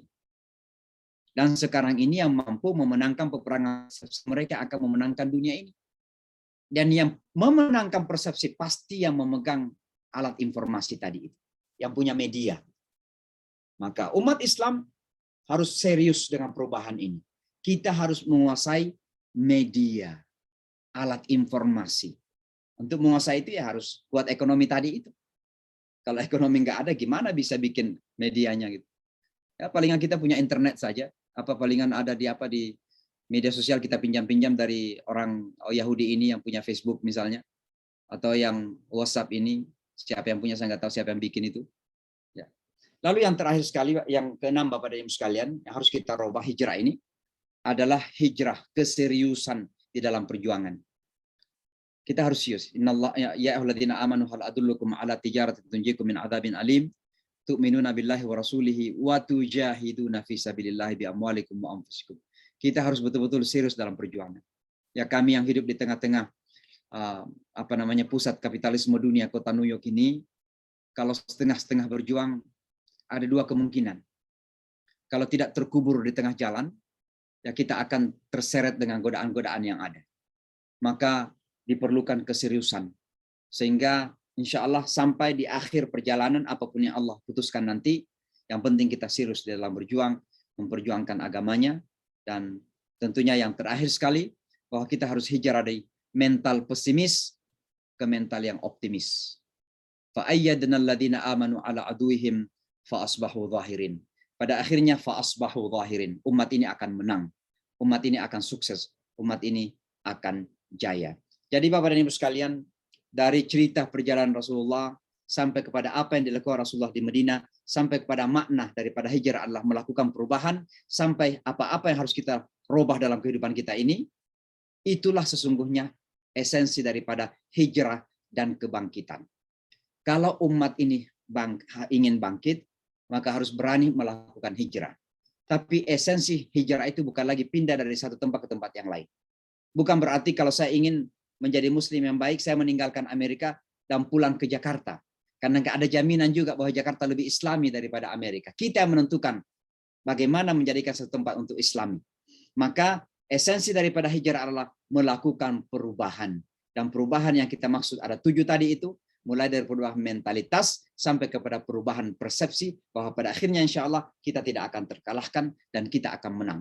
Saya kira demikian. Sekali lagi, selamat tahun baru hijrah 1444. Mudah-mudahan Allah memberkahi kita semua. Mudah-mudahan Allah menjadikan tahun ini tahun yang lebih baik untuk kita semua. Dan tahun kemenangan bagi umat kita insya Allah. Dan apapun bentuk kemenangan itu, tapi kita pesimis bahwa umat ini harus menang insya Allah. Saya kira demikian Bapak Ibu sekalian. Mohon maaf atas segala kekurangan. Mudah-mudahan ada manfaat yang bisa diambil. Kalau yang kurang itu dari saya, kalau ada manfaat itu semua datang dari Allah Subhanahu wa taala. Saya akhiri sampai di sini dan hadanallahu ajma'in. Assalamualaikum warahmatullahi wabarakatuh. Silakan kalau ada yang mau menyampaikan. Waalaikumsalam warahmatullahi wabarakatuh.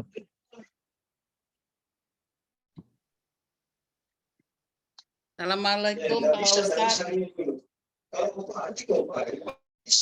Mau bertanya Pak Ustadz. Silakan Bu, silakan. Bismillahirrahmanirrahim. Assalamualaikum warahmatullahi wabarakatuh. Assalamualaikum. Tadi pertama kali Pak Ustadz menyampaikan adanya kehampaan atau kekosongan. Nah, ini saya memang merasakan pada usia yang sekarang ini, Pak Ustadz, pada usia lansia ya, 65 tahun. itu kadang-kadang timbul juga rasa kekosongan, rasa ada kekhawatiran menghadapi panggilan Allah. Nah, ini bagaimana caranya Pak Ustadz supaya saya terutama bisa menghadapi hal ini, jangan ada kekosongan, jangan ada kehampaan gitu Pak Ustadz. Terima kasih. Assalamualaikum warahmatullahi wabarakatuh. Assalamualaikum warahmatullahi wabarakatuh. Ya, jadi saya kira Ibu yang penting terus-menerus melakukan segala hal yang bisa mendekatkan kita kepada Allah Subhanahu wa Ta'ala. Pertama tentu kita jaga hal-hal yang mendasar ya, hal-hal yang memang diwajibkan. Salat dijaga, puasa dijaga, zakat kalau harus memberikan zakat, zikir-zikir, tasbih semua kita lakukan. Dan lebih dari itu tentu selalu kita ingat bahwa Allah itu bersama kita. Ketika kita mengatakan innallaha ma'ana, Allah bersama kita, ini jangan sampai menjadi slogan lidah. Hadirkan di hati. Hadirkan di hati. Ya. Sebab hanya dengan merasakan di hati bahwa Allah bersama kita itu betul-betul kita akan terjaga. Dan tentunya banyak hal-hal yang lain. Ya. Misalnya banyak berselawat kepada Rasulullah SAW. Dengan berselawat kepada Rasulullah SAW kita akan mendapatkan syafaatnya, tapi yang terpenting adalah membangun rasa cinta kepada Rasulullah. Dan dengan cinta itu, insya Allah kita akan membersamai Rasulullah SAW di akhirat nanti. Nah, semua ini akan memberikan optimisme, harapan, sehingga ibu tidak perlu merasa kok kosong gitu. Ya, jadi lakukan saja. Jadi memang ada, tapi manusia begitu ya, ada rasa-rasa masa-masa terkadang kita kok kayak jauh. Tapi itu setan yang bermain itu. Sebab perasaan jauh dari Allah itu menjadikan Allah jauh dari kita. Sebab Allah itu sesuai dengan perasaan kita. Kalau kita merasa bersama Allah, Allah bersama kita. Kalau kita merasa bahwa Allah jauh dari kita, Allah jauh dari kita. Sesuai dengan persangkaan kita. Maka selalulah yakin, bukan sekedar menyak. Walaupun memakai kata prasangka ya, selalu berprasangka baik bahwa Allah itu bersama kita. So, begitu kita berprasangka bahwa Allah sudah jauh, Allah memang jauh dari kita. Karena Allah mengatakan ya Allah itu sesuai dengan prasangka hambanya. Maka selalulah berprasangka. Kata prasangka artinya keyakinan bahwa Allah bersama kita. Dan itu kemudian dilakukan dalam bentuk zikir, dalam bentuk tasbih, dalam bentuk salat, dalam ritual ibadah lah kira-kira begitu. Sehingga hati kita tetap tidak pernah merasa kosong. Saya kira begitu Bu, mudah-mudahan manfaat insya Allah. Ya, dengan keterbatasan sholat bagaimana Pak Ustadz? Sholat yang memang udah duduk, sujud ini udah susah Pak Ustadz, boleh dikatakan? Tidak terbatas, itu bukan keterbatasan.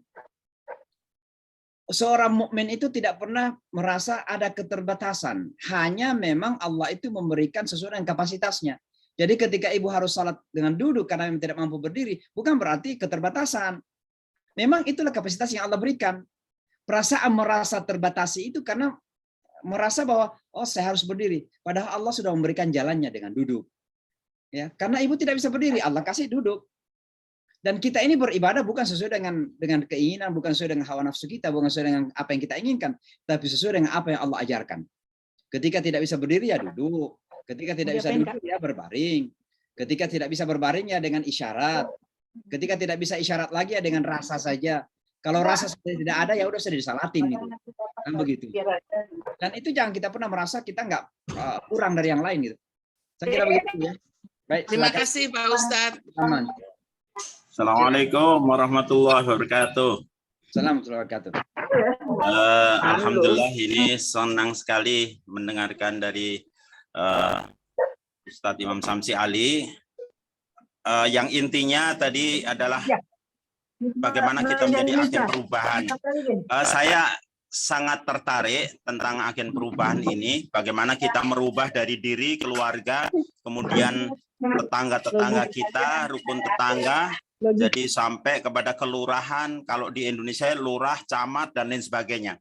Nah ini saya juga mengusulkan ini, Ustadz Samsi, kita di Cemani, desa Cemani, di Ngruki, Al-Mukmin, yang memang dulu terkenal di seluruh dunia dengan terorismenya, itu kita ingin menjadikan sebuah kampung yang berbasis kepada perubahan yang Islami. Ada kampung santri, ada kampung Al-Quran, ada kampung tentang kaligrafi, ada kampung herbal, dan lain sebagainya. Mungkin perlu masukan-masukan dari Ustadz Samsi Ali di dalam rangka ini. Jadi mudah-mudahan juga di samping itu bisa menjadi desa destinasi wisata nantinya. Kalau orang mau belajar menjadi imam yang baik, itu ke Nguruki, Al-Mu'min, Cemani, Sukoharjo, dan lain sebagainya. Demikian, Ustadz. Ya, terima kasih Pak Sobarin Syakur. Saya kira dilakukan saja secara baik, secara profesional, dan buktikan bahwa apa yang kita lakukan dengan niat, ya, tampilkan Islam, itu pasti akan menjadi yang terbaik.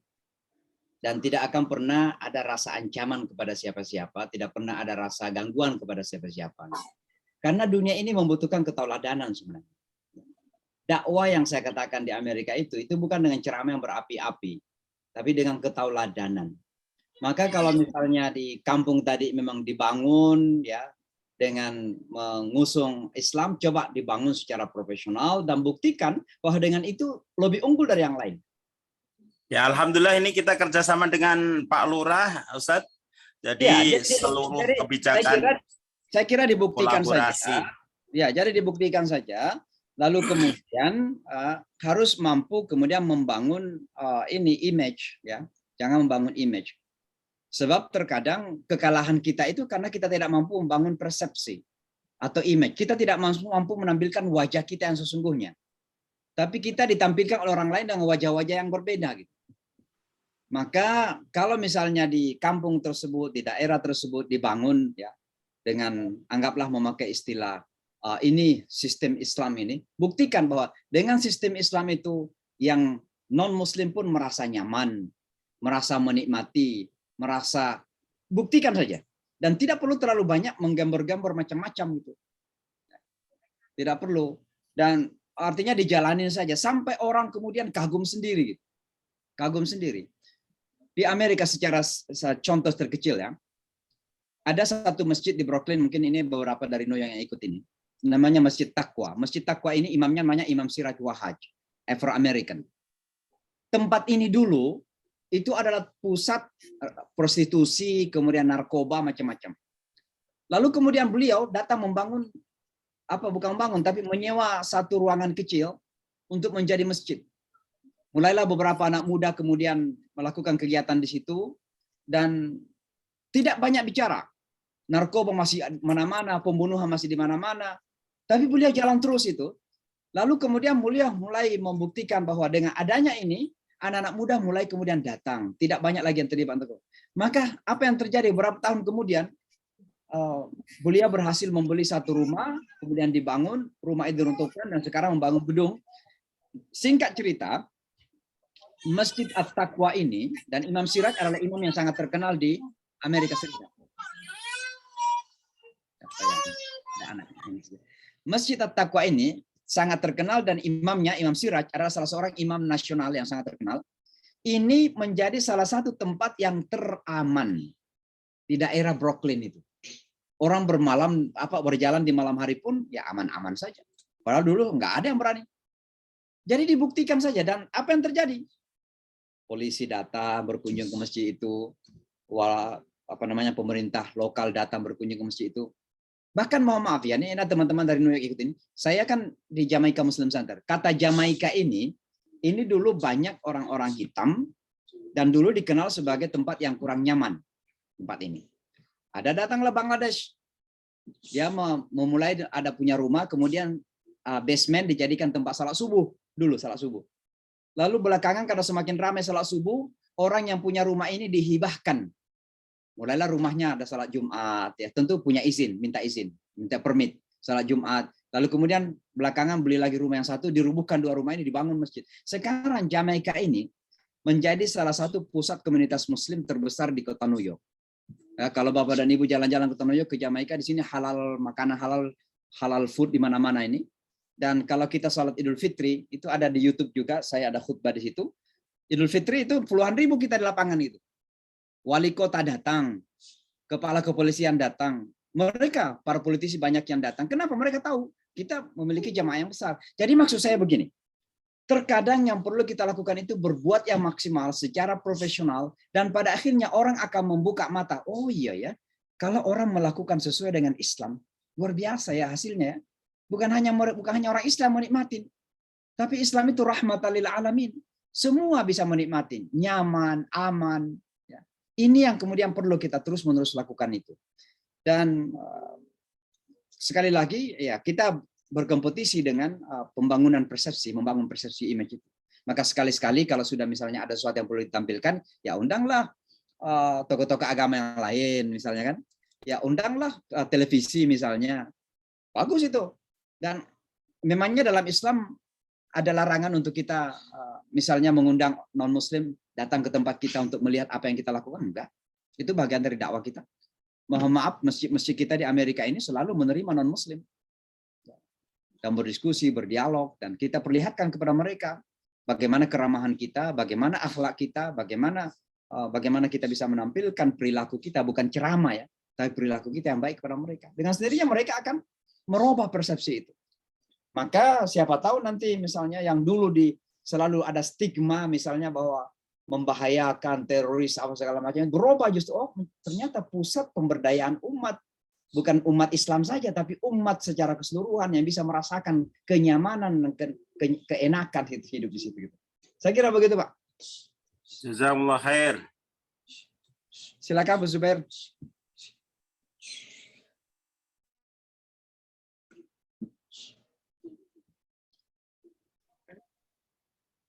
Assalamualaikum warahmatullahi wabarakatuh.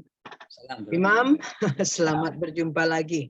Ya, ini bukan pertanyaan, tetapi saya terinspirasi. Kisah Rasulullah membangun masjid yang pertama. Kebetulan 2 minggu yang lewat, saya diskusi dengan ibu muda di Florida. Saya kira di Florida kita udah ada Masjid Indonesia seperti di Orlando. Rupanya tidak. Saya tanya Jacksonville bagaimana? Enggak. Orlando itu kota besar. Enggak ada. Saya kira di Tampa ada. Rupanya tidak. Jadi sementara gereja Indonesia ada. Di dekat saya aja ada 2 atau 3 gereja Indonesia. Jadi saya terinspirasi tadi untuk lokasi orang Indonesia yang rezekinya lebih dari cukup, karena ini baru brainstorming, Ustadz. Ya. Belum apa-apa. Kita mau mencari orang-orang kuat untuk mulai berpikir, udah seharusnya kita di Florida punya Masjid Indonesia. Mudah-mudahan ini terlaksana di masa depan. Yang kedua, memang di media tidak ada berita mengenai Islam di tempat saya berada sendiri. Tetapi Jewish, Yahudi, Kristen, banyak nama-nama gereja, selalu ada sectionnya, religion, tapi tidak pernah ada Islam. Hanya untuk membagi pandangan buat yang ikut yang berada di Indonesia. Jadi mudah-mudahan Imam Syamsi Ali selalu menginspirasi orang-orang seperti saya ini. Terima kasih, Ustadz. Terima kasih, Bu Zubair. Saya kemarin ke Jacksonville kan? Iya, ini saya ngomong dengan Yulfi, dia ikut ke Jacksonville. Saya nggak ikut. Ya, saya jadi keynote speaker di North Florida University. Iya, semua dia cerita. Saya iri dengan dia. Baik, mudah-mudahan insya Allah masyarakat Indonesia bisa punya masjid. Sekarang di Amerika kita ada 5 masjid Indonesia. Iya. Yang pertama New York kan, Masjid Al-Hikmah. Iya. Yang pertama tahun 95. Kemudian yang kedua itu masjid kecil, itu dari apartemen di rumah saja di Philadelphia, Masjid Al-Falah namanya. Lalu yang ketiga itu Masjid Imam, ya di Washington DC, dibantu oleh Pak SBY membeli 1 gereja jadi masjid. Dan yang keempat itu di Houston, namanya Masjid Istiqlal. Nah, itu cukup besar juga, dari gereja juga. Dan yang terakhir itu Masjid At-Tahir di LA. dibantu oleh Erick Thohir dari gereja juga, dibeli dan menjadi masjid. Ya mudah-mudahan nanti di Florida teman-teman bisa bersatu karena mumpung masih relatif lebih murah bandingkan di New York. Saya kira beli gedung, beli tanah apalagi tidak semahal New York. Jadi saya kira ya memungkinkan ya. Saya dengar di sana kalau ada 100-an ribu pun udah bisa punya tanah yang luas. Sekarang tidak bisa. Sekarang semuanya naik.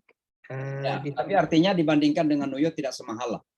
Ini kan memang mahal sekali ya, tapi alhamdulillah kita sudah punya. Dan terakhir sekali lagi adalah bahwa kita sudah punya lokasi untuk pembangunan pesantren. Tanah kita sekarang ini pada tahap pertama kita beli 7,5 hektar. Sekarang alhamdulillah sudah 10,5 hektar tanah kita.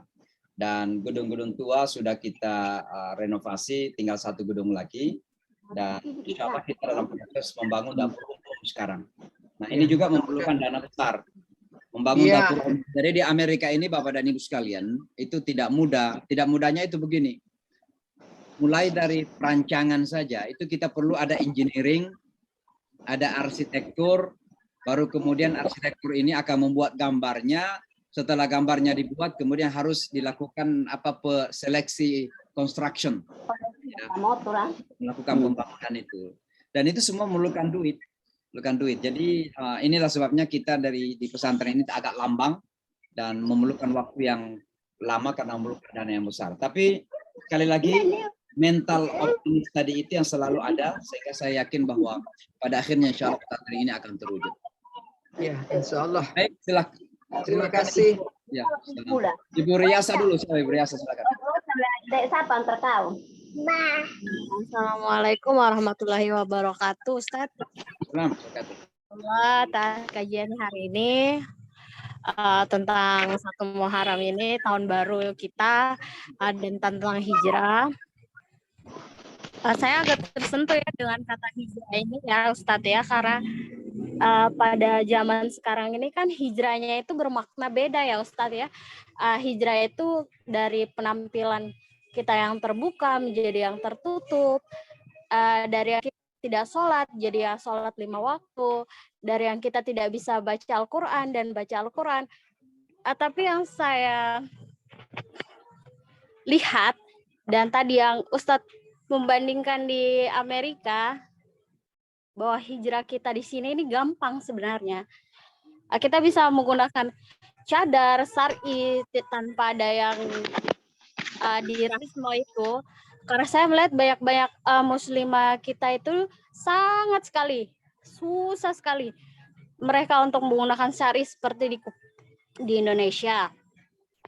Tapi yang saya sangat sayangkan itu hijrah kita itu kadang ada yang berbeda dengan yang disunahkan oleh Al-Quran dan yang diajarkan oleh Nabi. Yang saya ingin tanyakan itu, Ustadz, saya kan juga berhijrah ya, tetapi saya itu menjauhi teman-teman yang istilahnya dapat melumpuhkan keimanan saya. Takutnya saya itu futur gitu loh Ustadz. Karena saya ini berhijrahnya baru beberapa tahun, tapi kadang iman saya itu futur, naik turun. Apakah boleh saya menjauhi orang-orang yang istilahnya lingkungannya itu kristenisasinya itu sangat kuat gitu Ustadz? Karena yang setahu saya kan kita tidak boleh memperputus itu tali silaturahmi kita Ustadz. Itu saja Ustadz. Jazakallah khair. Ya, terima kasih. Jadi saya kira Islam itu selalu menjaga keseimbangan ya. Keseimbangan tentunya dalam hal ini adalah antara pergaulan yang luas dan kemungkinan terpengaruh dengan pengaruh yang negatif. Dan yang bisa mengukur itu adalah kita sendiri. Tapi jangan juga karena kita merasa misalnya baik, lalu kemudian kita tidak mau bergaul dengan orang-orang yang kita anggap relatif kurang baik. Jangan sampai itu justru menjadi tanggung jawab 2 kali lipat. Pertama, kita dianggap memutuskan silaturahmi. Kedua, justru kita dianggap tidak punya tanggung jawab untuk membentuk lingkungan yang lebih baik. Karena dengan bergaul dengan orang-orang yang kita anggap tidak baik, kalau kita merasa baik ya, kita berarti berusaha untuk merubah lingkungan itu. Ya, jadi kalau kita menjauhi justru siapa yang akan merubah? Misalnya kami di kota New York ya. New York ini misalnya melegalkan, mohon maaf ini agak ekstrim contohnya ini, melegalkan pernikahan sejenis. Lalu kemudian saya mengatakan, wah ini saya harus keluar dari New York nih. Nah sekarang tanggung jawabnya siapa yang akan melakukan perubahan kalau saya sudah meninggalkan New York? Minimal 1-2 orang yang biasa rubah. Nanti di akhir nanti ada pertanggungjawaban. Ya Allah, saya sudah berusaha. Tapi kalau saya melarikan diri, nanti dituntut. Kenapa Anda dulu udah tinggal di sana? Kenapa nggak berusaha memperbaiki? Itu juga ardullah. Itu juga bumi Allah. Itu orang-orang yang kita anggap tidak baik, itu juga saudara-saudara kita. Saudara-saudara yang perlu diselamatkan. Kalau non-muslim pun saudara semanusia. Mereka anak-anak Adam juga. Hawa, anak dan Adam dan Hawa gitu. Dan sebagaimana kita ingin masuk surga, sesungguhnya mereka juga ingin masuk surga. Maka kita yang harus kemudian melakukan perubahan-perubahan itu. Nah, cuman sekali lagi kembali kepada keseimbangan tadi. Kalau kita memang merasa bahwa dengan bergaul justru kita terancam, ya tentu bukan berarti kita menjauhi, tapi kita menjaga lingkungan. Beda antara memutuskan silaturahmi dan menjaga lingkungan. Ya, menjaga lingkungan itu artinya kita berusaha dulu untuk menghindari hal-hal yang bisa menjadikan kita terjerumus, tapi bukan dengan sengaja kita memutuskan silaturahmi. Nah, jadi saya kira jawabannya itu kembali kepada keadaan diri kita masing-masing. Dan kalau kita merasa bahwa kita mampu justru melakukan perombakan, justru bergaul, dekatin, lakukan perubahan secara ke dalam. Terkadang dengan contoh itu perubahan terjadi. Dengan datang bergaul, memperlihatkan kepada mereka bahwa kita berpakaian secara baik, tapi kita juga adalah misalnya wanita yang bisa komunikasi dengan baik, bisa luas pergaulan, bisa memberikan manfaat, bisa menjadi teman yang baik. Padahal kita ini menjaga pakaian yang baik misalnya. Itu kan cara merubah itu. Tanpa kita ceramahkan, sebenarnya dengan sendirinya kita udah melakukan perubahan itu. Nah jadi saya tidak mengatakan putuskan hubungan, saya juga tidak mengatakan bergaul, karena yang bisa menilai itu diri sendiri. Apakah saya dengan bergaul ini saya akan terbawa arus atau dengan bergaul saya membawa perubahan? Nah, itu pertanyaannya di situ. Terbawa arus atau membawa perubahan? Wallahu a'lam bishawab.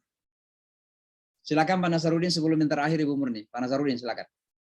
Nasrudin, Aslan. Assalamualaikum warahmatullahi wabarakatuh, Pak Ustaz. Salam sehat. Mudah-mudahan dengan hijrah ini kita semakin baik, maupun ada di Amerika maupun ada di Indonesia. Khususnya saya di Lombok, karena kita bicara sesuai dengan lokasi kita. Satu, Ustaz, pertama ada yang berpendapat bahwa terlalu banyak bicara Al-Quran itu biceramah terlalu banyak, katanya itu hanya olah pikiran saja. Ada yang menyatakan bahwa lebih bagus kita lebih banyak masuk ke sufi atau tasawuf sehingga enak beribadah. Nah, sehingga ketika kita menghadirkan satu niat untuk mencari suatu penceramah di masjid yang agak sifatnya mungkin berbeda, itu kita agak segan untuk melahirkan. Nah, ini satu tantangan. Yang kedua, sementara di Lombok ini, dia hanya ikut pada tuan guru tertentu, sehingga tidak akan maju-maju. Kalau misalnya mendatangkan ukutur yang lain, kalau dianggap masih di bawah level dia tidak mau dengar. Ini masalah. Nah, bagaimana kita mendobrak perubahan ini? Karena seorang dokter tidak akan berhasil menyampaikan sesuatu pikiran kalau dia berada di tengah orang-orang yang dianggap lalu atau andik atau karaeng, sehingga dia kiu-pakeu di dalam satu majelis, sehingga seorang dokter pemikirannya kadang-kadang tidak dihargai, atau sesuatu yang berlian tapi tidak bisa maju, sehingga akan begitu-begitu saja.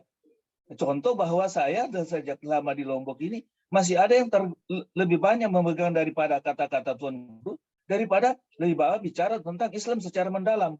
Ini bagaimana? Karena ada perguruan di sini yang kadang sholat itu, Pak Ustaz, kalau perlu dia telat, kadang mengikuti bacaan tertentu, sehingga tidak mengikuti lagi sunnah Rasulullah. Padahal itu dia seorang pengurus masjid. Nah, ini kan tantangan, Ustaz. Makasih.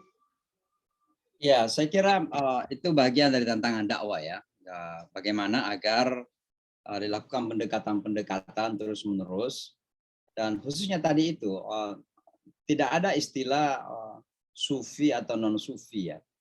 Karena kata sufi itu sendiri menjadi sebuah definisi yang panjang dan perdebatan yang panjang. Apa itu tasawuf ya? Tapi intinya adalah Islam itu Quran dan Sunnah ya. Walaupun kemudian dari Quran dan Sunnah itu ada yang menekankan pada aspek-aspek spiritual, ada yang menekankan pada aspek-aspek fikih saja. Nah, yang paling benar itu adalah bahwa semua saling melengkapi. Kalau kita melihat ajaran Islam ini kan misalnya Al-Qur'an mengatakan qad aflaha man tazakka wa dzakara asma rabbih fasalla. Nah, pada ayat ini ada 3 hal yang disebutkan. Pertama ada tazakka, tazkiyah, dan sebenarnya penekanan sufi itu ada pada di situ, membersihkan batin, membersihkan jiwa, ya. Lalu kemudian dengan pembersihan batin itu wa dzakara, terjadi zikir, ya. Karena batin yang bersih itu ya mengingatnya akan lebih tajam. Dan hanya dengan ingatan yang tajam itu salat akan benar. Tapi jangan pula mengatakan bahwa salat itu hanya dengan batin saja, jadi tidak perlu angkat tangan. Fikihnya ada jelas, syariahnya ada. Jadi tasawuf tanpa syariah tidak sah. Demikian juga misalnya syariat tanpa memperhatikan aspek-aspek batinnya. Misalnya salat hanya angkat tangan tapi tidak punya khusyuan. Kalau khusyuk ini kan nggak diatur dalam fikih. Diatur dalam hati kan, masalah batin. Jadi secara fikih benar angkat tangannya, bacaannya benar, tapi batinnya karena kurang bersih, maka ketika dia mengatakan Allahu Akbar, Allahu Akbarnya ada di lisan, nggak masuk ke hati. Kenapa? Karena tazkiyahnya kurang. Maka sebenarnya ajaran Islam itu kan satu kesatuan yang saling melengkapi. Tidak perlu kita mengatakan bahwa oh kita harusnya lebih sufi daripada ikut kepada ini. Nggak perlu seperti itu. Islam itu satu kesatuan yang tidak terpisah-pisah. Gitu. Nah, kembali kepada tadi ini, memang saya kira yang harus dihindari itu merasa paling ya. Termasuk paling beragama, merasa paling beragama. Gitu. Biarkanlah siapa di antara kita yang paling beragama itu Allah yang menilai. Kita itu jalanin saja sebaik mungkin. Selebihnya innallaha yuzakki la tuzakku anfusakum. Jangan mensucikan diri sendiri, ya. Karena Allah itu lebih tahu siapa yang paling bertakwa. Itu ayat Al-Qur'an mengatakan begitu. Maka kita itu hanya menjalankan yang terbaik, selebihnya serahkan kepada Allah untuk menilai. Tulisan saya 2 hari yang lalu kalau tidak salah, saya menyampaikan bagaimana kita mengkalkulasi amal gitu ya. Mengkalkulasi amal. Jadi itu tulisan yang tiba-tiba terbetik dalam pikiran saya lagi perjalanan pulang dari kerjaan naik kereta api gitu di bawah tanah ya, subway namanya kalau di New York. Terus saya lagi duduk tuh, entah kenapa tiba-tiba terbetik, oh kalkulasi kita dalam amal ini beda dengan cara Allah ya. Kalau kita itu kan kadang mengkalkulasi 10 berarti 5 tambah 5. Tapi bagi Allah 10 itu tidak harus 5 tambah 5. Boleh 2 tambah 8. Bila 7, boleh 3 tambah 7. Maka terkadang ada yang salatnya 5, puasanya 5, 10. Tapi ada orang yang mungkin salatnya hanya 3. Tapi dia di puasanya itu 7 misalnya. 10 juga dapatnya gitu. Ada orang yang kemudian sholatnya hanya 4, tapi dia di amal sosialnya dapat 6 gitu. Nah, di sini kemudian kita nggak bisa menentukan siapa yang paling bertakwa di mata Allah Subhanahu wa taala. Allah huwa a'lamu minit taqa. Allah itu lebih tahu siapa yang paling bertakwa. Maka sekali lagi ini masalah pendidikan, masalah kedewasaan, dan masalah kelapangan dada. Umat ini harus lapang dada. Ketika berada di satu komunitas harus ada lapang dada. Sehingga tidak mudah bahwa merasa bahwa kita yang paling hebat, yang lain kurang, sehingga bahkan saya nggak mau salat di belakangnya dia karena kenapa? Dia imannya kurang, dia ketakwaannya kurang. Nanti saya tunggu guru saya sendiri. Oh saya nggak mau ikut pengajiannya dia. Kenapa? Oh saya punya syekh sendiri, punya maulana sendiri, punya kiai sendiri gitu. Ini masalahnya begitu. Jadi saya kira ini mental seperti ini harus kita rubah. Ini bagian dari hijrah sebenarnya. Allahu'alam. Silakan terakhir Bu Murni karena waktu ya sudah jam 10 di Kota New York. Alhamdulillah. Assalamualaikum Pak Ustadz. Assalamualaikum. Tadi saya setiap Ustadz menulis saya selalu taruh di status Facebook Ustadz. Sebagian dari syiar saya. Kemudian saya juga lagi bertanya nih hari ini 1 Muharram kah Ustadz? Yang kedua tadi Ustadz menyinggung masalah yang fenomenal yang terjadi di Jakarta saat ini, itu fashion show yang Citayam itu kayaknya sudah istilahnya sudah dilarang ya Ustadz. Ya mudah-mudahan itu bisa dilaksanakan. Pelarangan itu benar-benar dilaksanakan gitu. Nah masalahnya sekarang ini juga ketularan sampai ke daerah asal saya Ustadz, Sumatera Barat juga lagi melaksanakan itu walaupun ditolak oleh masyarakat. Jadi saya ingin bertanya kepada Ustadz, apakah fenomena tersebut, saya ngeliat tuh seperti ada misi LGBT di situ Ustadz. Apakah itu tanda-tanda akhir zaman atau bagaimana? Minta penjelasan Ustadz lebih jauh lagi. Terima kasih. Assalamualaikum warahmatullahi wabarakatuh. Assalamualaikum warahmatullahi wabarakatuh. Jadi yang pertama tentang akhir zaman itu ya serahkan saja kepada Allah ya, karena memang yang tahu tentang ilmu sa'ah, hari kiamat itu Allah yang tahu persisnya ya. Kalau tanda-tandanya ya banyak sebenarnya. Misalnya ketika anak menjadikan ibunya seperti budak. Seperti budak itu maksudnya begini. Anak-anak itu ketika masih kecil diasuh sama ibunya, disusuin, diapain segala macam semuanya. Begitu besar masih melihat ibunya itu sebagai pelayan gitu. Nah, itu bagian dari tanda-tanda. Tanda itu bukan berarti sudah akan terjadi, tapi ada tanda kecil. Kemudian ketika orang mempertontonkan dosa-dosa. Nah, sekarang kan banyak dosa-dosa yang dipertontonkan tanpa malu-malu. Misalnya sekarang terjadi ada yang disebut dengan monkeypox di Amerika sekarang ini. Dan itu terjadi kepada orang-orang yang homoseksual. Yang ditanganin bukan homoseksualnya, tapi bagaimana supaya ada vaksinnya. Jadi homoseksualnya terus disuburin, padahal sudah salah satu akibatnya itu terjadi monkey itu ada virus yang kayak AIDS tapi disebut monkey. Kerah. Jadi virus kerah. Gitu. Nah, ini kan tanda-tanda semua itu. Ketika orang sudah melakukan dosa-dosa dan tidak dirasakan sebagai dosa, bahkan bangga dengan hal-hal yang sebenarnya dosa, maka itu bagian dari tanda-tanda akhir zaman. Tapi bukan berarti kita sudah memutuskan bahwa sudah dekat kiamat, bukan. Biarlah Allah yang menentukan kapan, boleh jadi besok, bisa setahun kemudian, bisa seabad kemudian, kita nggak tahu, itu Allahu a'lam. Allah yang maha tahu di situ. Tapi apa yang terjadi di kampung kita, seperti misalnya di Jakarta ada Citayam, kemudian sekarang saya lihat di Jawa, di Padang ada juga, tapi pakai pakaian tradisi Padang. Saya kira itu nggak ada masalah ya, selama memang diatur secara baik. Itulah sebenarnya fungsi dari pemerintah. Pemerintah itu hadir untuk memberikan aturan agar kehidupan masyarakat tertata secara baik. Baik itu yang kita maksud adalah tentu salah satunya adalah sesuai dengan moralitas. Moralitas itu ada dua di sini, bagi kita umat Islam Indonesia. Pertama, moralitas keislaman, apakah sesuai dengan Quran dan Sunnah, dan yang kedua moralitas keindonesiaan, apakah sesuai dengan tata krama keindonesiaan itu. Dan saya sangat yakin sekali bahwa tata krama keindonesiaan itu sangat-sangat identik dengan keislaman. Kalau ada tata krama yang kemudian kita paksakan dan atas nama Indonesia, maka berarti itu sudah tidak sesuai, yang tidak sesuai dengan Islam, maka itu seharusnya tidak sesuai dengan Indonesia juga. Kenapa? Karena tata krama keislaman dan keindonesiaan itu adalah dua hal yang identik. Dan itu kemudian disatukan dalam kata ketuhanan itu. Maka kata ketuhanan yang Maha Esa itu menunjukkan bahwa moralitas Islam dan moralitas keindonesiaan harus dipertahankan dalam tatanan kehidupan berbangsa dan bernegara. Termasuk hal-hal yang kecil seperti ini. Ya, misalnya di Citayam itu. Nggak apa-apa, anak muda itu berkreasi. Tapi bagaimana kreasi itu diatur sedemikian rupa sehingga tidak terjadi penyelewengan moralitas. Dan harus ada ketegasan di situ. Disitulah fungsi pemerintah. Siapapun yang harus melakukan itu, ada pemerintah harus turun tangan di situ. Nah, bagaimana dengan pembatalan? Ya kalau memang tidak bisa lagi diatur, ya dibatalkan. Daripada membawa kemudaratan yang itu. Tapi kalau masih bisa diatur, biarlah anak-anak yang punya bakat, anak-anak yang punya kemampuan tertentu, dan mereka tidak bisa salurkan di atas panggung yang lebih mewah, mungkin di situ mereka salurkan, ya bisa. Tapi dengan aturan, agar moralitas terjaga. Dan ini hanya bisa terjadi ketika pemerintah bertanggung jawab untuk membuat aturan-aturan yang jelas. Saya kira begitu, Bu. Sekali lagi untuk semuanya, selamat tahun baru Hijriah 1444. Mudah-mudahan tahun ini membawa keberkahan, kebaikan yang lebih banyak lagi kepada kita semua. Dan mudah-mudahan menjadi tahun kemenangan bagi umat kita, insya Allah.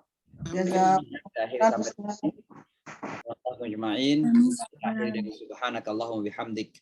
Asyhadu an la ilaha illa anta astaghfiruka wa atubu ilaik. Wassalamualaikum warahmatullahi wabarakatuh.